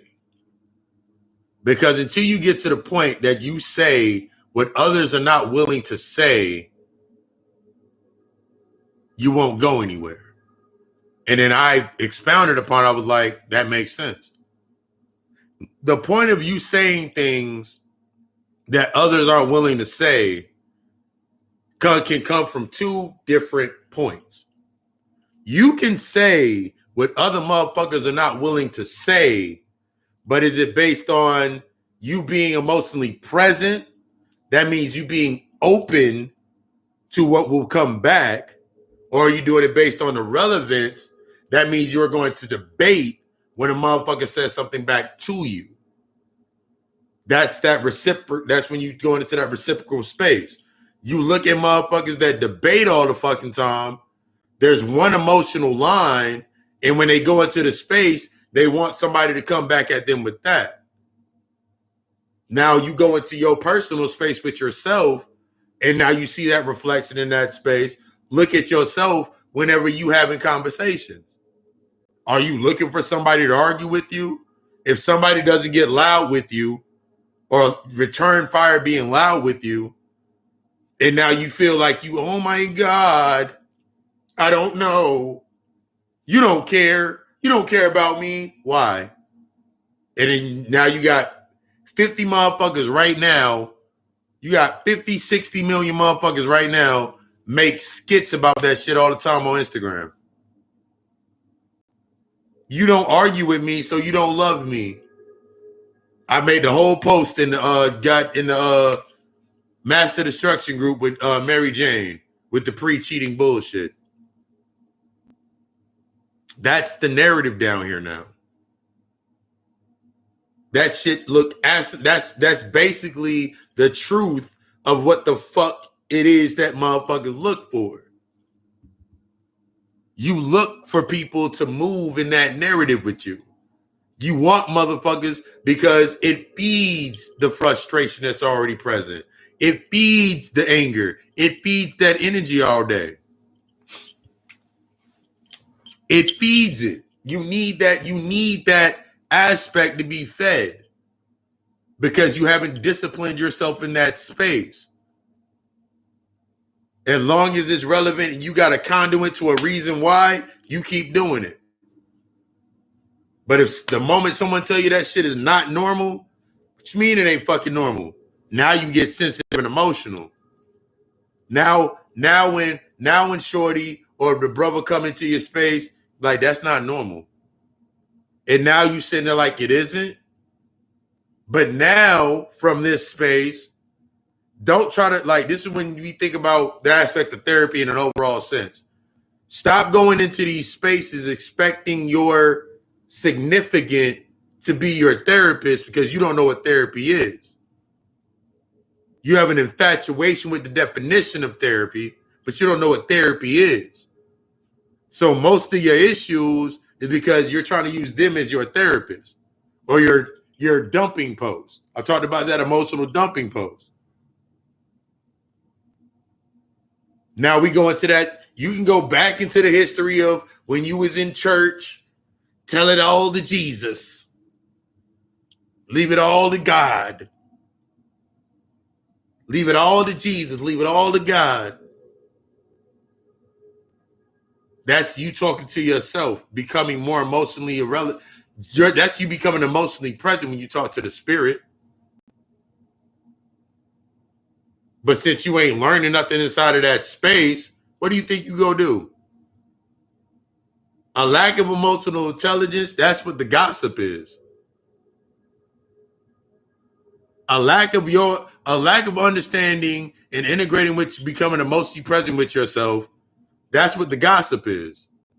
That's what the bitter niggas and the bitter bitches do.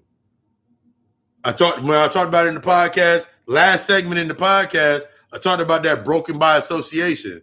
That membership card is nice when your ass is trauma ridden. That membership card is nice. You get discounts on alcohol. You get discounts on restaurants. You get discounts on restaurants. You get discounts on alcohol. You get discount bullshit. Think about it. You get discounts on how you feed. You get discounts on your emotional vices.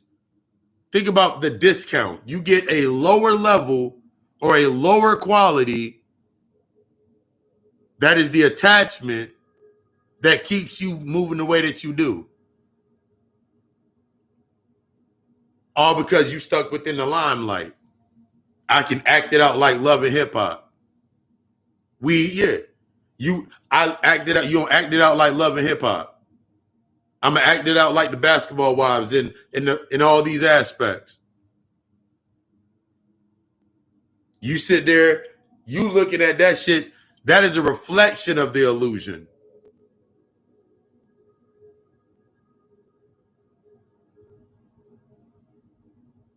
But that's your life. And you'll stay that way until you assess your foundation. You only going to keep repeating the same shit until you deal with it. And the craziest part is once you start dealing with things and then more things come up, that's when you get overwhelmed. I started doing this, and this, and then this, and this came up. That's what's supposed to happen. The thing is, when you're doing your internal work, what intention do you have set?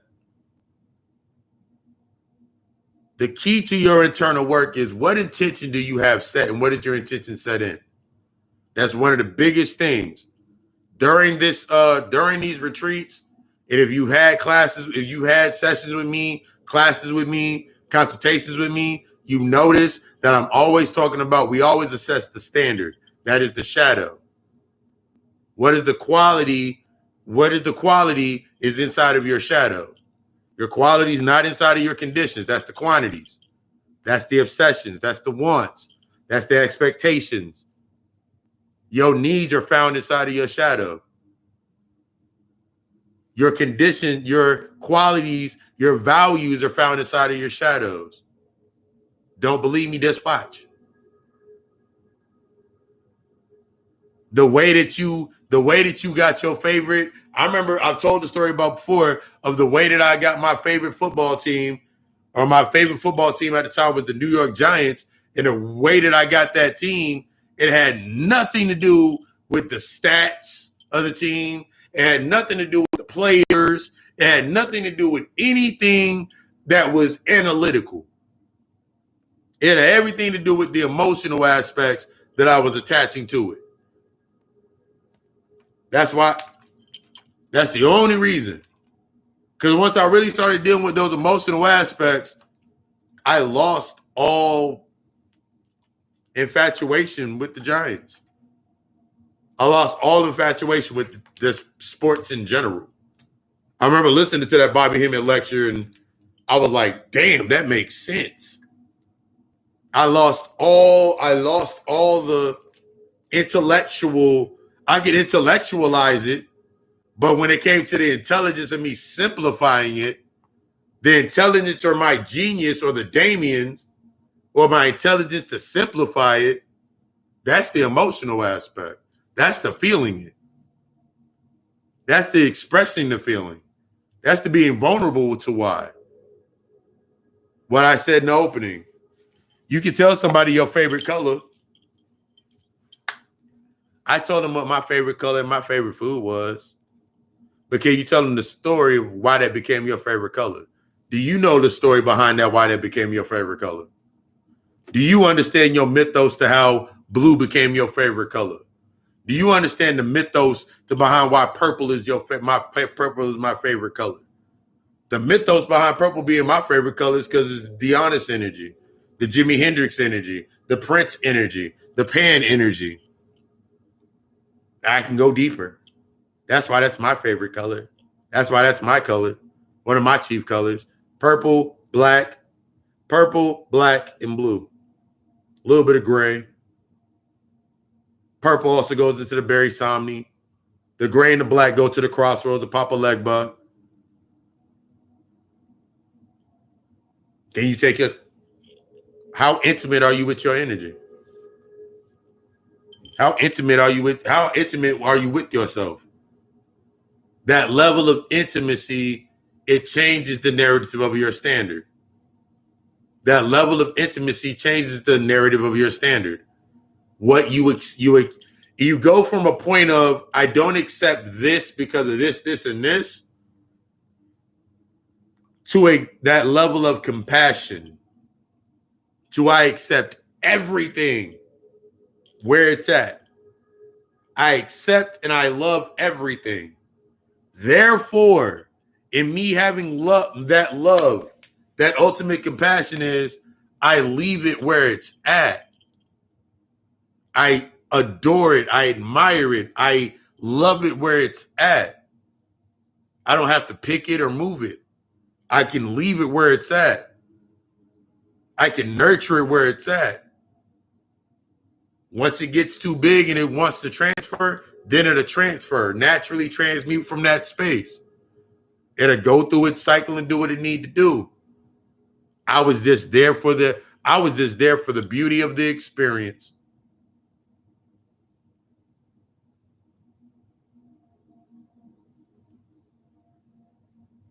That's you becoming ultimately infamous. So are you ready to become infamous? The anti-hero? The fully aspects of yourself? If someone comes up to you and says, yo, this is bad and this is good, can you deliver a simple, you said what you said and walk away? If you feel the need to react, you just walk away? Because that's how you build things. To build things like when you think about you setting intentions and you setting your manifestations, and you bringing things into your space, the energy in which it was in, what was the energy which you set that intention in? Did you do it based on, did you go do that money spell based on desperation? So guess what? Every time you need money, it's going to be coming through desperation. Every time you win, you got to be at a certain point.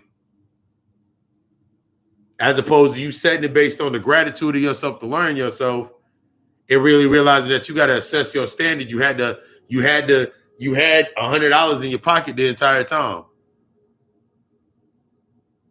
If I sat here and think about simple math. Take simple math as an example. $10 a day is $300. $300 a month. $5 a day would be $150 a month.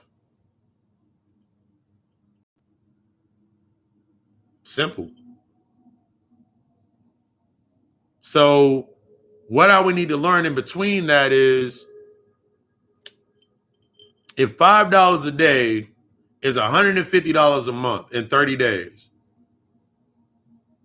What am I spending $5 a day on? And it ain't got to be in the succession. You could not spend no money on this, because until you understand until you understand your formula, you'll be like, "Ooh, on Monday I didn't spend $5, but on Tuesday I didn't spend $5, but on Wednesday I spent 15. Why did I spend $15 on Wednesday? The infatuation of the buildup. You got excited. You got a pattern that you keep going into. This is how we assess the patterns. This is how you assess your pattern. You spend, so Monday you didn't do it, Tuesday you didn't do it, but Wednesday you did it. What happened on Wednesday? What happened on Wednesday? What didn't you do? What did you do on Wednesday? Did somebody texted you or called you on Wednesday? Somebody needed something on Wednesday? All right, cool. So I know on now I know it's not about the day, it's about what happened on that day. This is how you learn to live your days. This is how you learn to live in the now. To live in the now is not simply I'm in the now. You got to understand the roots of that space. Once you mastered that, that's when you go forward. It's okay for you to take those steps. Ain't nothing. The thing that's stopping you is your fear of the result that you're going to be at this point in time. Oh my God, I'm going to be 90 years old before I get this finished. Okay, cool. You told yourself you're going to be 90 years old before you finish. So guess what? Everything is going to lead you to being old as fuck in this definition that you created in your mind to do it. So now everything is going to pull based on the things, one, that you have not dealt with inside of your shadows to keep you moving in that cycle.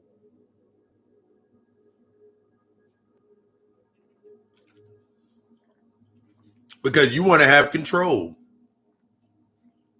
The only thing that's in control is the constant. The only thing that you have control over is what is in the constant. What is in the constant is you. You in the constant, you in the constant is already in the negative space. You are the negative in every space. You are the recipient. You are what is to be the receptor in every space that you go into. You are automatically the negative point in every space that you go into. How do you think that you project in the first place?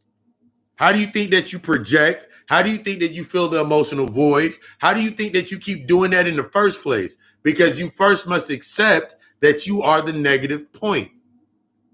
You are the void.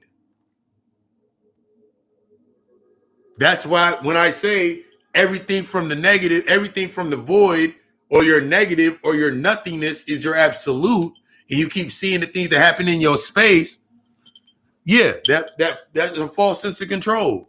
That false sense of control is based on your avoiding you being the negative. That's why whenever you think about positive shit and it always switches to the negative, is because you are the negative. You attract things to you. We got so used to going to go get it, not realizing that you still in the same fucking space. You don't move. You don't go anywhere. But since you think about not going anywhere as being negative, of course you want to go keep running because it fits that emotional narrative of your past. I don't know how many people I've had conversations with in their consultations. I don't know where anybody is. I don't know how many people I've had their consultations, and when we go into their childhood aspects, their whole life was on the fucking run. Whether they were on the run because their mom was trying to dodge their dad, or their dad was trying to dodge their mother, or they were on the run based on they were always in sports and all these sporting events, and their parents are making them live their life through them, or whatever it may be. Most of your life based in survival was based on you being on the run. It's time to stop running. Running based on relevance. Running off of emotional energy. Running based off the relevance of emotional energy. That's how you learn how to create your entire space. I need my back up against the wall because it shows me when I'm fighting. So what you're telling me is when you're in the middle of the ocean, you don't know what the fuck to do. You don't know what to do, and you don't know what to do, and you don't know what a state of peace is. You have just now told me you don't know what peace is. Damn, I don't.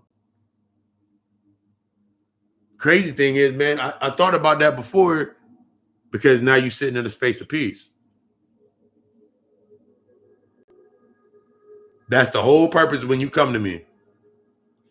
I'm not taking you anywhere. You're already there. You just need to sit your ass down and realize it. It's okay.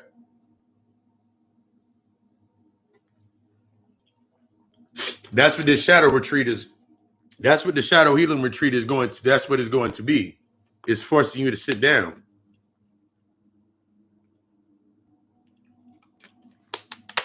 Breaking away these old narratives from ourselves that we don't need anybody.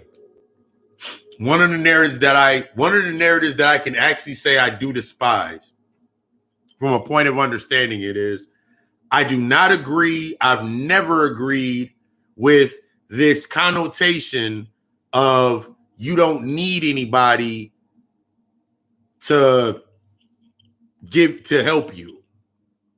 In the truest aptitude of this, yes, nobody can pull you out of your shadow. Nobody can do your work for you. But from the connotation of the contradiction that hits, you got to think about it like this. If you have said that to yourself or heard that your entire life, and then somebody tells you that you don't need anybody, it's within, you only going to keep repeating the same pattern. So if you look at the state of the events inside of a space, it further lets you like these niggas are not integrating with their shadows. It's ego. They debate all the time. That's that result. I'm not going to tell you that you don't need anybody. Because clearly, if you come to me, it's not about needing, it's about you have access. You have now accessed a level that, nigga, I'm not comfortable here. I'm not, because when you open up to that, I'll tell you the level of honesty and trust with yourself, it forces you to come into that vulnerable space. That's why the space was created. It wouldn't be there if it wasn't needed. It wouldn't be there if it wasn't needed. Universe don't make mistakes. You've always been in balances. It's just, what are you willing to, seeing me at the point where I'm at and me knowing where I'm at and you seeing me, there's a purpose for it. There's a purpose. But we trained ourselves that if we see something in this motherfucker, we look for that emotional aspect or the emotional relevance, not presence. See, I'm always emotionally present. It's like looking at the Hulk in the Avengers, the secret to me always being in control because I'm always angry. I'm always all the emotions. I'm the full spectrum of all of it. I don't hide from it. I don't keep it down. I don't pack it away. I express when I express it. And that's the lesson and the learning of being in that ultimate, being infamous for where you're at. The ability to say some shit if it triggers somebody, the main key is my content. If it triggers you, that's what it's supposed to do. But my purpose is to do that. The potential of me doing that is providing the service that goes with it. It's like you going into a space, you hungry, you gonna go to McDonald's based on what your budget is. The key is there's nothing sinister about it. You sitting there, they trying to kill us with the food. They trying to kill us with the food. No. That's for the motherfuckers that their emotional level energy needs that. Because when you naturally start dealing with your emotional energy, you start eating differently anyway. You got to stop looking at external in and start going from the internal out. I'm plant-based as fuck. That does not mean that if I go to Sprouts when I leave the gym or leave for my workout and I go to Sprouts and I walk past the little cart, the little joint, and they got the sushi in there. The lady rolled up the fresh sushi. It don't mean that I'm not gonna go grab some sushi. My uncle loves sushi. Hup, let me go sit some of this on them. Let me go sit some of this on the altar. Let me go put some of this out on the plate. Let my crows take it to the ethers to my uncle. It's not about denying it. It's about understanding how to use everything to your advantage. That ultimate observing point, that ultimate vantage point. Are you able to sit in that space and be like, this is why this is this? And say it from a point of emotional presence. And not be like, oh my, you ain't got to agree. You asked me a question. You asked me for some advice. I gave you the advice. That was my purpose in this point where I'm at. The potential that I will face, my limitless potential is if you come back to me after I've given you that advice and you say to me that I should have done what you said, but I didn't, and I don't know why, then okay, cool. Let's get to why you don't know why. But if you come to, this is how you start using discernment, your natural boundary. You let everything filter in, let shit come into your space, but you know how to deal with it. So if somebody come in my space and I've given them information, friend, family, consultation, whatever, there's people that I know, there's people I've done consultations with that I know I cannot help. They're not ready. It would be a disservice and a discredit to my name and my authentic authority of myself to sit there and be like, yeah, I'm gonna help them. Because at that point, I'm taking from somebody that doesn't have the energy to sustain where they need to go. They don't have the energy to come here. I can't force you to come here. They ain't got the emotional energy to go there. They're not ready for it. I can meet them where they're at, but I got to be invited first. They got to invite me into that space. Anything after that, I'm not doing it.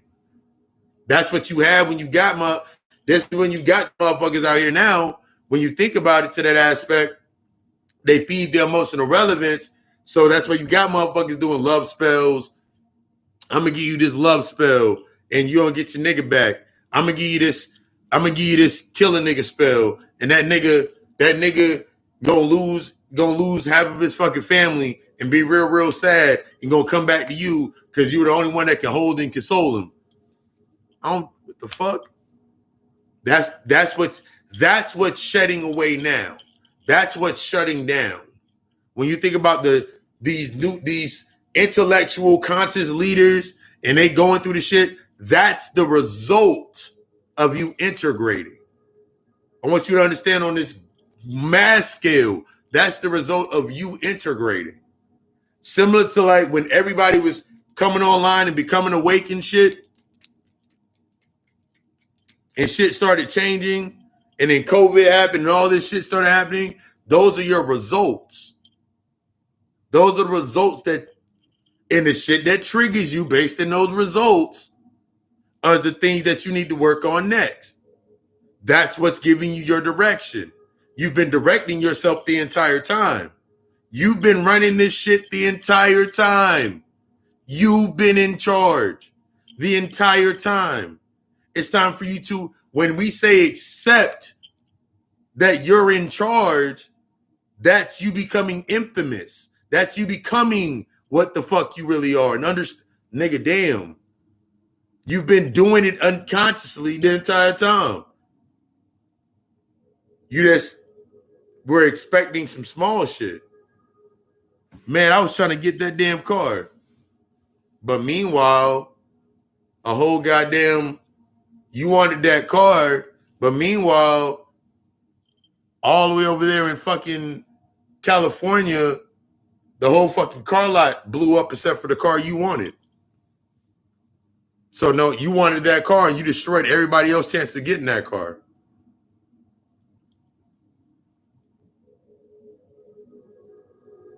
You wanted that bag. Now bunch of motherfuckers got robbed. Now nobody has access to that money but you. But since you don't understand the balances, your shadow, you're not integrated with it, you can't access it. You are in an observer position to see the resources that are around you to get you what you need. The resources are your lessons.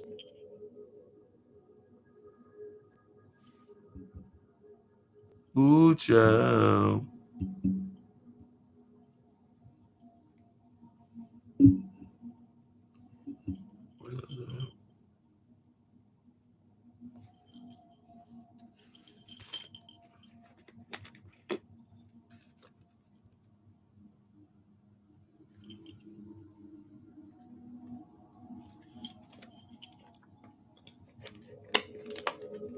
I ask this question often.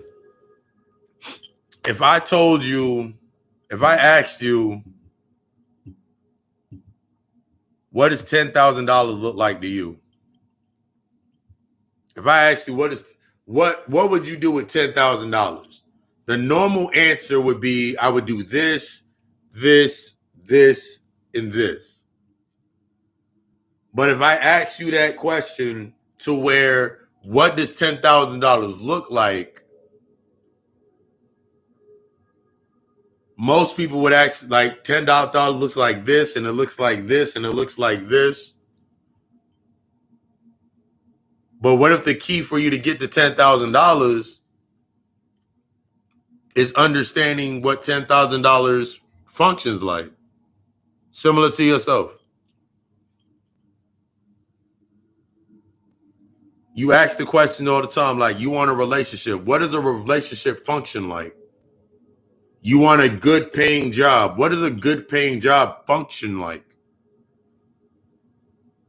You want this chick in your life. What does it function like? When you're creating based on your standard of becoming, you must understand that I must know what I have. In order for me to integrate with anything else, I must know the basis of myself. Because the points that I've not integrated within myself is where that shit naturally that's where it's going to attach.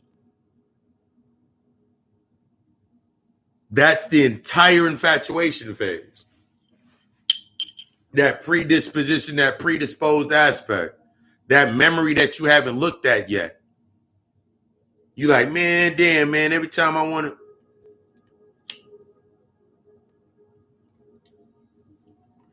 Motherfuckers got the idea in their head.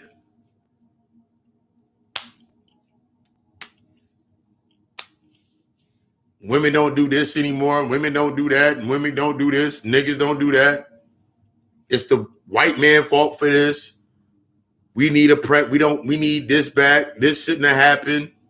What if you stop looking at it as it shoulda and it couldn't, or it shouldn't have happened, or it should have happened? What if you look at it from the spectrum of it did happen and why did it happen?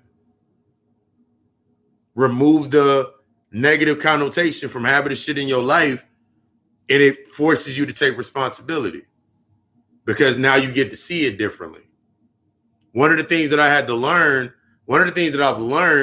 when it comes to the transmutation process is removing that negative connotation from things.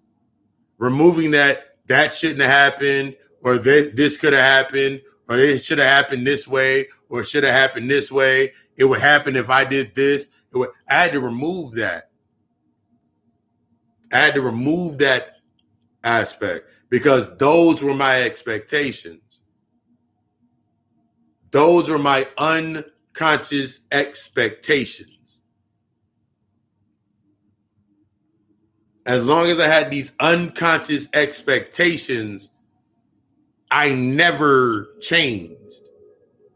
See, the key to that change, it's challenging my standard. The key to your change is investing in learning and assessing your standard. If my standard is of a high quality, that means everything that I do is going to be naturally of a high quality, naturally going to be luxurious, no matter what I do.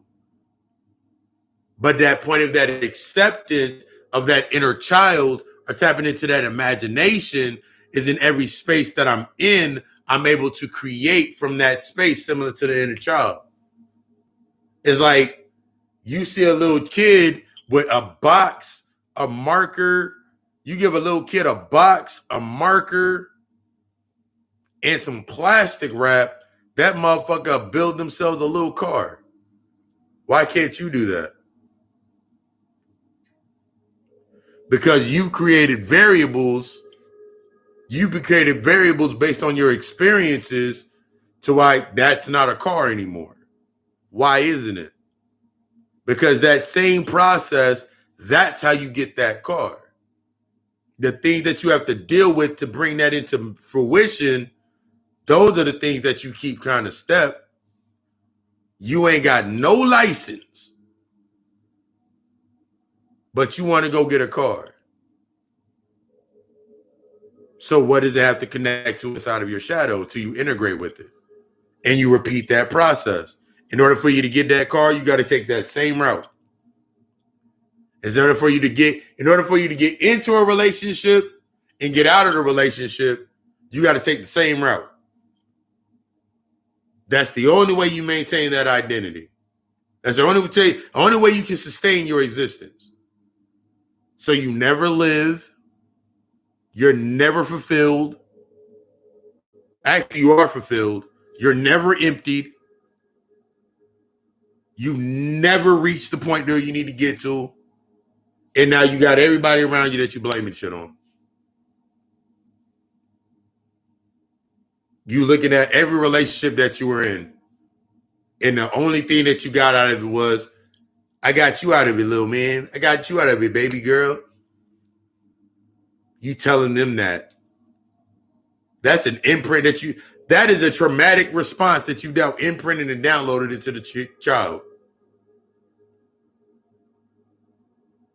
Because now they're going to look at the results of the other parent or of the other person, and they're going to be like, oh, because that's how you start imprinting. So now you tell your child, and I'm saying that from the experience of me being called out was an accident. You tell your child you were the best thing to happen out of that relationship. And now they're looking at you because now you've activated that aspect inside of them. Now they're looking at you and how you navigate your life. They look at you and how you navigate your life. You got a new man, you got a new chick. They looking at that navigation aspect. Now they go into the other aspect over in the other space. Both of you have moved on without integrating or healing yourself yet. So now they're inside of your space seeing that. That's what they now see as that's what they're supposed to do. So now, let's say that happened when you were like 5, 6, 7, 8, whatever young age. And now you come to the age of the same time. This is how you repeat the damn loop. Now you sit in this space 12, 11, 12. The same time that you experienced whatever experience that triggered your ass in the first place, or one of the many triggers, and now it happened there, they're going to experience the same emotional energy. It may not happen the same way. You try to, now, since you're trying to shelter them and make sure that doesn't happen again, this is how we build these infrastructures. Now you try to make sure it don't happen again, so you're overprotective. but you're not explaining it to them because you don't have the emotional intelligence to understand it. They go out in the world. That thought needs to be fed. That energy needs to be fed. So now instead of what happened to you when you were 11 and 12 and 13, they go experience it in a different way because you couldn't explain it. Now they go out in the world, they go experience it, come back to you, tell you, you don't know how to have the conversation.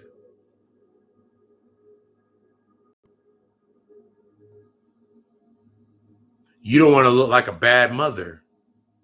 You don't want to look like a bad father. So you further avoid it. Send them right down the same damn shit you went down. Because you are afraid to become infamous.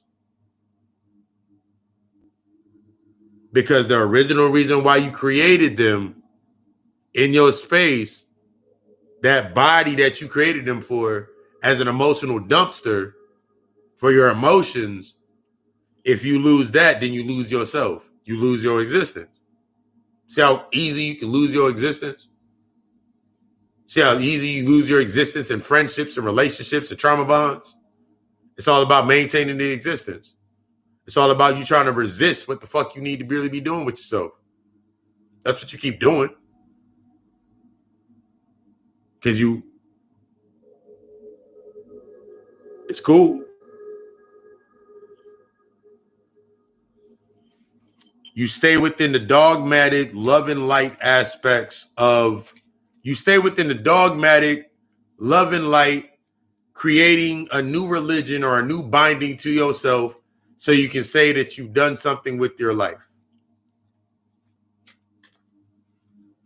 But when you're sitting there by yourself in the darkness and those thoughts start coming up about, you start feeling all of these overwhelming thoughts coming to yourself that force you to sit down, then what? 1 second.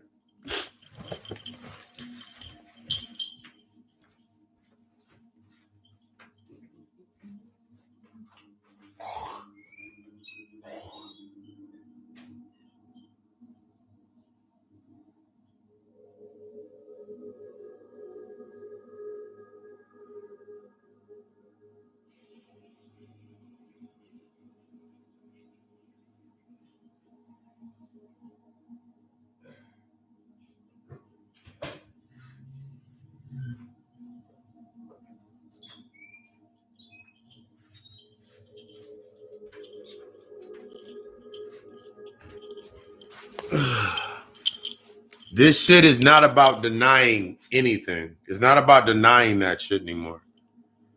The thing that we got to get out of is you denying it, you keep repressing it, you keep suppressing it, keep pushing it down, because those will become the cracks inside of your own foundation. Nobody is doing anything to you other than you. You put the cracks inside of your foundation every time you stay stuck within that reaction state. Every time something comes up, you, oh my God, I can't believe that shit happened. Start believing that it can happen. Start believing that it can happen. Everything that you believe can't happen, start believing that it can happen. Start opening yourself up to that type of shit. I talked about it last week when I was talking about writing out those letters. That's why I give people the letter exercise. Start writing down, start opening up yourself to, it can happen to me. That shit can happen. Start opening up to it. And everything you say, that won't happen to me because of this, this, and this. Start opening you're afraid for it to happen. That's why it keeps happening inside of your space. So you can keep staying in like, that ain't happened to me because ain't no nigga gonna do this. And ain't no gonna do this. Ain't no white man gonna tell me to do this. It's like going all the way back to fucking slavery and you saying that, nigga, they would have not beat my ass like that if I was a slave. If you were inside of that space, the same shit would have happened to your dumb ass. Be fucking honest. I can't sit here and say if I went back to the points of slavery to the narrative that they've written, that was written, that wouldn't have happened to me. Because just me reacting to saying it wouldn't happen further lets me know that it could happen to me. Because when I think about slavery, I think about you being a slave to your emotions, a slave to you not understanding what your emotions are, not understanding what your energy is. So yes, if I went back, if it happened, they did it, that shit would have happened, and it would have happened because it has happened. The infinite possibilities, that's how you tap into all these infinite points of yourself. There's a point of view. There's somebody right now in one of my lives. I'm looking at myself right now. In one of my perceptions of myself, in one of these infinite spaces that is of me, I'm sitting here listening to this right now, triggered as a motherfucker. In another space of me, there's another motherfucker that existed that ain't even doing this. I'm sitting there at a job, sad as hell, upset as fuck. And I accepted every one of those positions because I've already lived them. If I don't accept those points, when it's time for me to leave from this space, those are the motherfuckers that I'm going to have to face. I'm going to face the infinite versions of myself. Jet Li, the movie, the one. The nigga had to go fight every other fucking version of Offset motherfucker himself. That's what you're doing now. Every infinite version of yourself has been shown to you in a reflection outside of yourself. Whether it be in a relationship, the friendship, all of them motherfuckers are you. And all of them up, when you looking at them, they're looking at you. That's what you are. Going through the experience. So stop telling yourself you couldn't be a hoe. Simple shit. Stop telling yourself you couldn't be a hoe. Because you got a hoe ass friend. Stop telling yourself that you could not be a gold digger. Because you got a gold digger ass friend somewhere. Stop telling yourself that you can't do something. That's the default setting. Every time you say you can't do it, you can't absorb it. That's what you keep telling yourself. I don't know how many times I kept telling I can't do this and I can't do this. I couldn't absorb the information that came through that drive. Because I was triggering myself. That self-trigger, that self-actualization, you trigger yourself. I can't do this because of this, this, and this. Okay. Let's discover why you can't do that, but you can go do this, this, and this. Why do you keep creating these other bodies of yourself? To go do something else. So you can stay within that.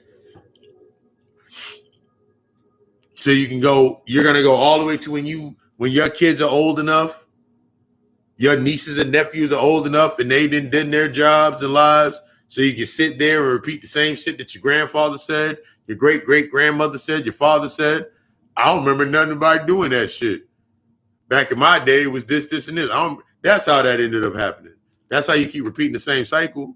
You looking at yourself. The past, the present, the future are all in the same damn continuum. Your past, that's where you're heartless. That's where you learn. That's where you first establish the original path of your heart. In the center point, you're learning to assess the points that created that heart. On this other side of this aspect, if you go too far without assessing the path of the heart, you remain unintegrated.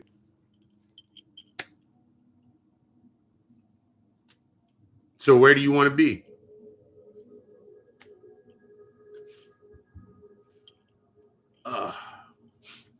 Let's open up the lines for the Q&A. Yeah, do question and answer right now. Let's build the vibe. What we're doing that. Building the vibe. I'm going to do some readings.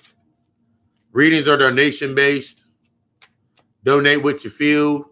If you want a reading, then donate what you feel. Let me know once you drop the donation and I'll do your reading. I wanted to give y'all the information as we're building with it. October 1st, if you're not following me on Facebook or on Instagram, October 1st, I will be launching the registration for the retreat, the first annual Shadow Healing Retreat. The first retreat, I am gearing and catering towards the gods and the kings and the men. First retreat, because we really don't get those type. Like I've done when I was doing the research, the background. When I looked at the breakdown of healing retreats, like 90% of healing retreats are religious based, and like you'll say about 30% of that go to women, and then to men it's about 5%. And then when you break down the numbers, when you're talking about black people, when you want to use the term for black people in this side of connotation, there's really not a real retreat other than that goes into the depth of like really dealing with some things. So the first annual Shatter Work Retreat will be, the dates are from March 23rd to March 29th will be the first one, geared towards men, 16 slots available. I'll be opening up the registration October 1st and building to that. I'm configuring and finishing up the price points. The price points are all inclusive. I don't cover travel. I do know that the retreat will be in Tennessee. The retreat will be in Tennessee. Everything will be all inclusive. I'm not, except for travel. You got to find your way there yourself. That's about it. But other than that, like everything, like room, food, the activities, the psychedelics, everything that will be used in the retreat, in the terms of the retreat, will be provided by me, all inclusive into the price. Don't worry about whatever price is set. I'm setting the price upon the first time, like you will be evaluated, because I don't want to have 16 up. I don't need 15 people around me that I do not have an evaluation on. That's how deep we're getting with it. The evaluation followed by the deposit, and then I'm gonna give you the payment plan set up. Payments are due by February. Everything's due by February 6th. The final payment needs to be rendered by February 6th. So everything's set up. The first retreat will be geared towards the men, the first cycle. And then from there will be the women's retreat, the co-ed retreats, and then further retreats going forward. That is the newest thing on the table going into that aspect. That does not take away from the personal aspects. The retreat is like a boot camp. It's like a boot camp, foundational building, foundational assessment in that group setting, to that space. If you still want that one-on-one personal, that is still available. Consultation, $100, followed by, let's see where you at, shadow therapy. Might just need mentorship. Might just need to keep me on retainer, whatever that may be.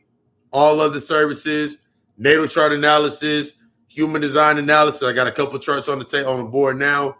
All of that's still available, because all I desire for you is to be the fucking best. Providing me services, that's all that we do. But yeah, are you ready to become infamous? That's the shift. The shift now is you becoming infamous. The negative connotation when it being infamous is being hated and known for being whatever. Being infamous is the opposite of being famous. I don't want to live in the light of I don't want to live in the light of my perceptions and my traumatic experiences. Therefore, I became infamous. I became in control of my darkness by understanding my darkness and breaking that shit down. Going through this therapy, going through these purges, not looking at letting go anymore. I don't have to worry about, I need to let go. I need to let go. I need to go cut some ties. Yeah, you're going to need to do that. But you're going to get to a point to where you don't have to do that anymore. You'll know when you have you stepped into that space, because you don't have to do it anymore. I've talked about it before. They just don't exist. Like, I remember I had a conversation with my one of my homies the other day. He was like, you notice that you got your timeline and there's people on there, but you really don't interact with them. They're just there, but you don't feel the need to like cut them out or anything. I was like, yeah, I've noticed that for a couple months now. Because that's the type of energy that you're coming into. Your true aspects of being integrated, these people that are in these points, they represent the reflections of points where you haven't integrated. So you got 17 people on your page that are literally always talking about some dramatic shit or some drama-filled type shit. It's letting you know that there is still some dramatic points or some points that you're suppressing or you're repressing you haven't got to yet. Everything is a tool. Once you learn that everything is a tool, you can learn how to become the ultimate observer. You become infamous because being infamous is becoming the ultimate observer. Now I sit in that space and I can just look at things happen. I don't feel any type of way. It's not about denying the shit. Man, fuck that, man. It's not about denying it. It's about being able to sit in it. And once I've sat in it, now I can just move myself away from it. But those are those steps. I'm going to do a collective reading real quick. Do that collective.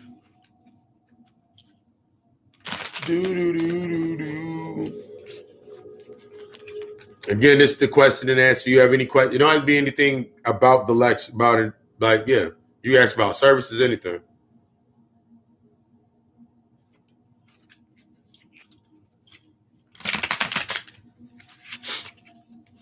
Talk about this energy real quick that's coming up.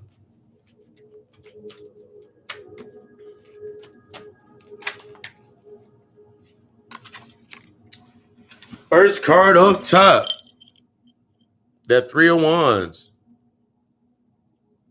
That 3 of Wands represents the 3 of Wands represents that decision to move forward, that conflict between the decisions, choosing which side to assess, choosing which way, choosing which side of myself.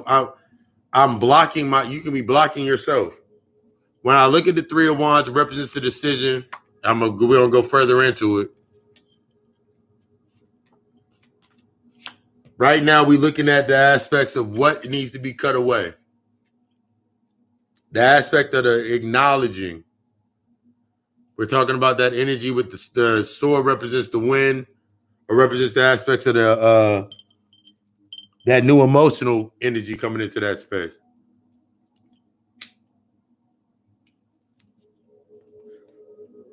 You've come to a point where you're like, I know what I need to do, and perhaps you don't know how to do it. Or you know what you need to do, but you're trying to look at this old aspect of a result, this championing of, if I move forward in this narrative, what am I holding on to? All of you, as you notice, all of those cups have fallen away. They no longer, all of that shit's empty. When you look at the aspects of that reflection, it's time for you to move forward. It's time for you. You've known for a while what it's time for you to do in your next steps. You've known for a while. You're just, what about accept whatever comes? Accept what's coming. Stop looking at things based on that good or bad. I'm hearing that loud. Stop looking at things based on good or bad. Stop looking at things based on the expectations of good or bad, because those expectations, they're coming from the old space. Those old expectations are coming from the old space. You're like, if I do this and I do something different and if something different happens and I don't know what to do with it, it won't come to you not unless you're ready for it. That's how you have to, that's the cycle. It's not going to come into your space unless you're ready to deal with it. Things do not come into your space based on you not wanting to deal with it. It comes into your space because it's ready to be dealt with, which leads into the aspects of that nurturing through the 9 of Pentacles. It's how you allow that guidance and that wisdom, the guidance and the wisdom that you had to this point. The guidance and the wisdom that you had to this point, it's now time to nurture it. It's now time to allow. A lot of people come to that point with themselves where they'll sit there with the information. They know what they need to do next. They know what they need to. They know what needs to be done next. It's been presented to them, but now they're looking at that cycle. It's the end of that cycle of nurturing that old thought process. It's the end of that cycle of nurturing those old expectations. It's time to really legit allow that shit to burn away. When it comes to infatuation,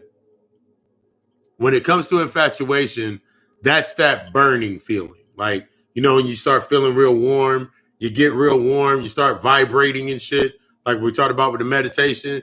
The point of that, you have to sit in that and allow yourself to go through that wave. See, what happens with a lot of information that we receive is that we try to take it and we immediately, through the infatuation process, we take the information and we build the scenario. Okay, I got this. Now I'm going to go put it over here. It's like, take a thought like, if you get a book on numbers or you got the book on your zodiac shit and you said, oh, I'm a this, but you didn't read anything else because you were infatuated with finding yourself. You're not finding yourself, you're learning yourself. See, infatuation has you trying to go find yourself. But once you sit in the infatuation and you allow the overwhelm, you allow the emotions, you allow that shit to come up, you sit inside of that space, now you realize that you're becoming present. You're not finding yourself, you're becoming present. That transformation is you becoming more present, you becoming more transparent. That transmutation is you becoming more of the truer form of yourself, becoming more in depth with yourself, which leads to the aspects of that guild. That's through that 3 of coins, that 3 of pentacles. It's time to assess the guild, that work. It's time to go through. It's time to sit down for that process. You've been running a lot of times. You've been running, trying to avoid it, jump everywhere else. You've done some shit. Now you're like, okay, now it's time for you to sit the fuck back down. I'm hearing that. Sit the fuck down. Why? What are you avoiding? Sit down. You can't learn nothing on the run. One thing that you got to learn, you can't learn nothing on the run. You can't learn nothing through skimming through anything anymore. This is not a time. This is no longer, I'm a skim over myself. I seem all right. I feel all right. So I guess I'm all right. You know you're not all right. You know you're not. You know you've been doing this avoidance for a long fucking time. You know you're not all right. It's time to sit down. Whether it's the initial conversation with sitting with yourself and going through the first wave of overwhelm, or it's time for you to, in this case, it's time for you to, I need to go sit down with somebody and talk to somebody that knows this and stop going to people. I need to go into the unknown with people and stop going into the known aspects with people. That's the key. And then that final card is the Nine of Swords. It represents the agonies, the hole in your face. As you see, the swords are around the womb. So the agony of what's about to be birthed next needs to be let go of. There's a lot of inner cycles. The agony of what's going to come versus accepting what's about to come. One thing that I had to learn was in becoming, in embracing, was I had to step away from the precondition. I always talk about the precondition. I talked about it before. Like, if you came to me, if you were looking at me 5 years ago, no, now 6, 7 years ago, you couldn't have told me that I would look. Even if you tried to explain how I looked to myself 8 years ago, I'd look at you like you lost your fucking mind. I look at you like you lost your fucking mind.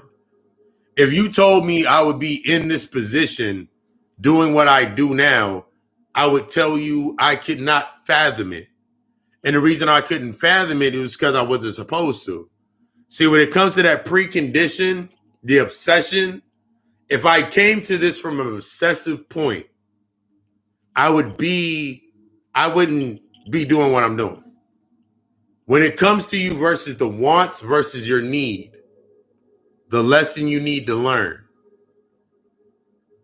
When I tell you that everything that's coming to you inside of your space is outside, you can't fathom it because you have to assess and become that role first.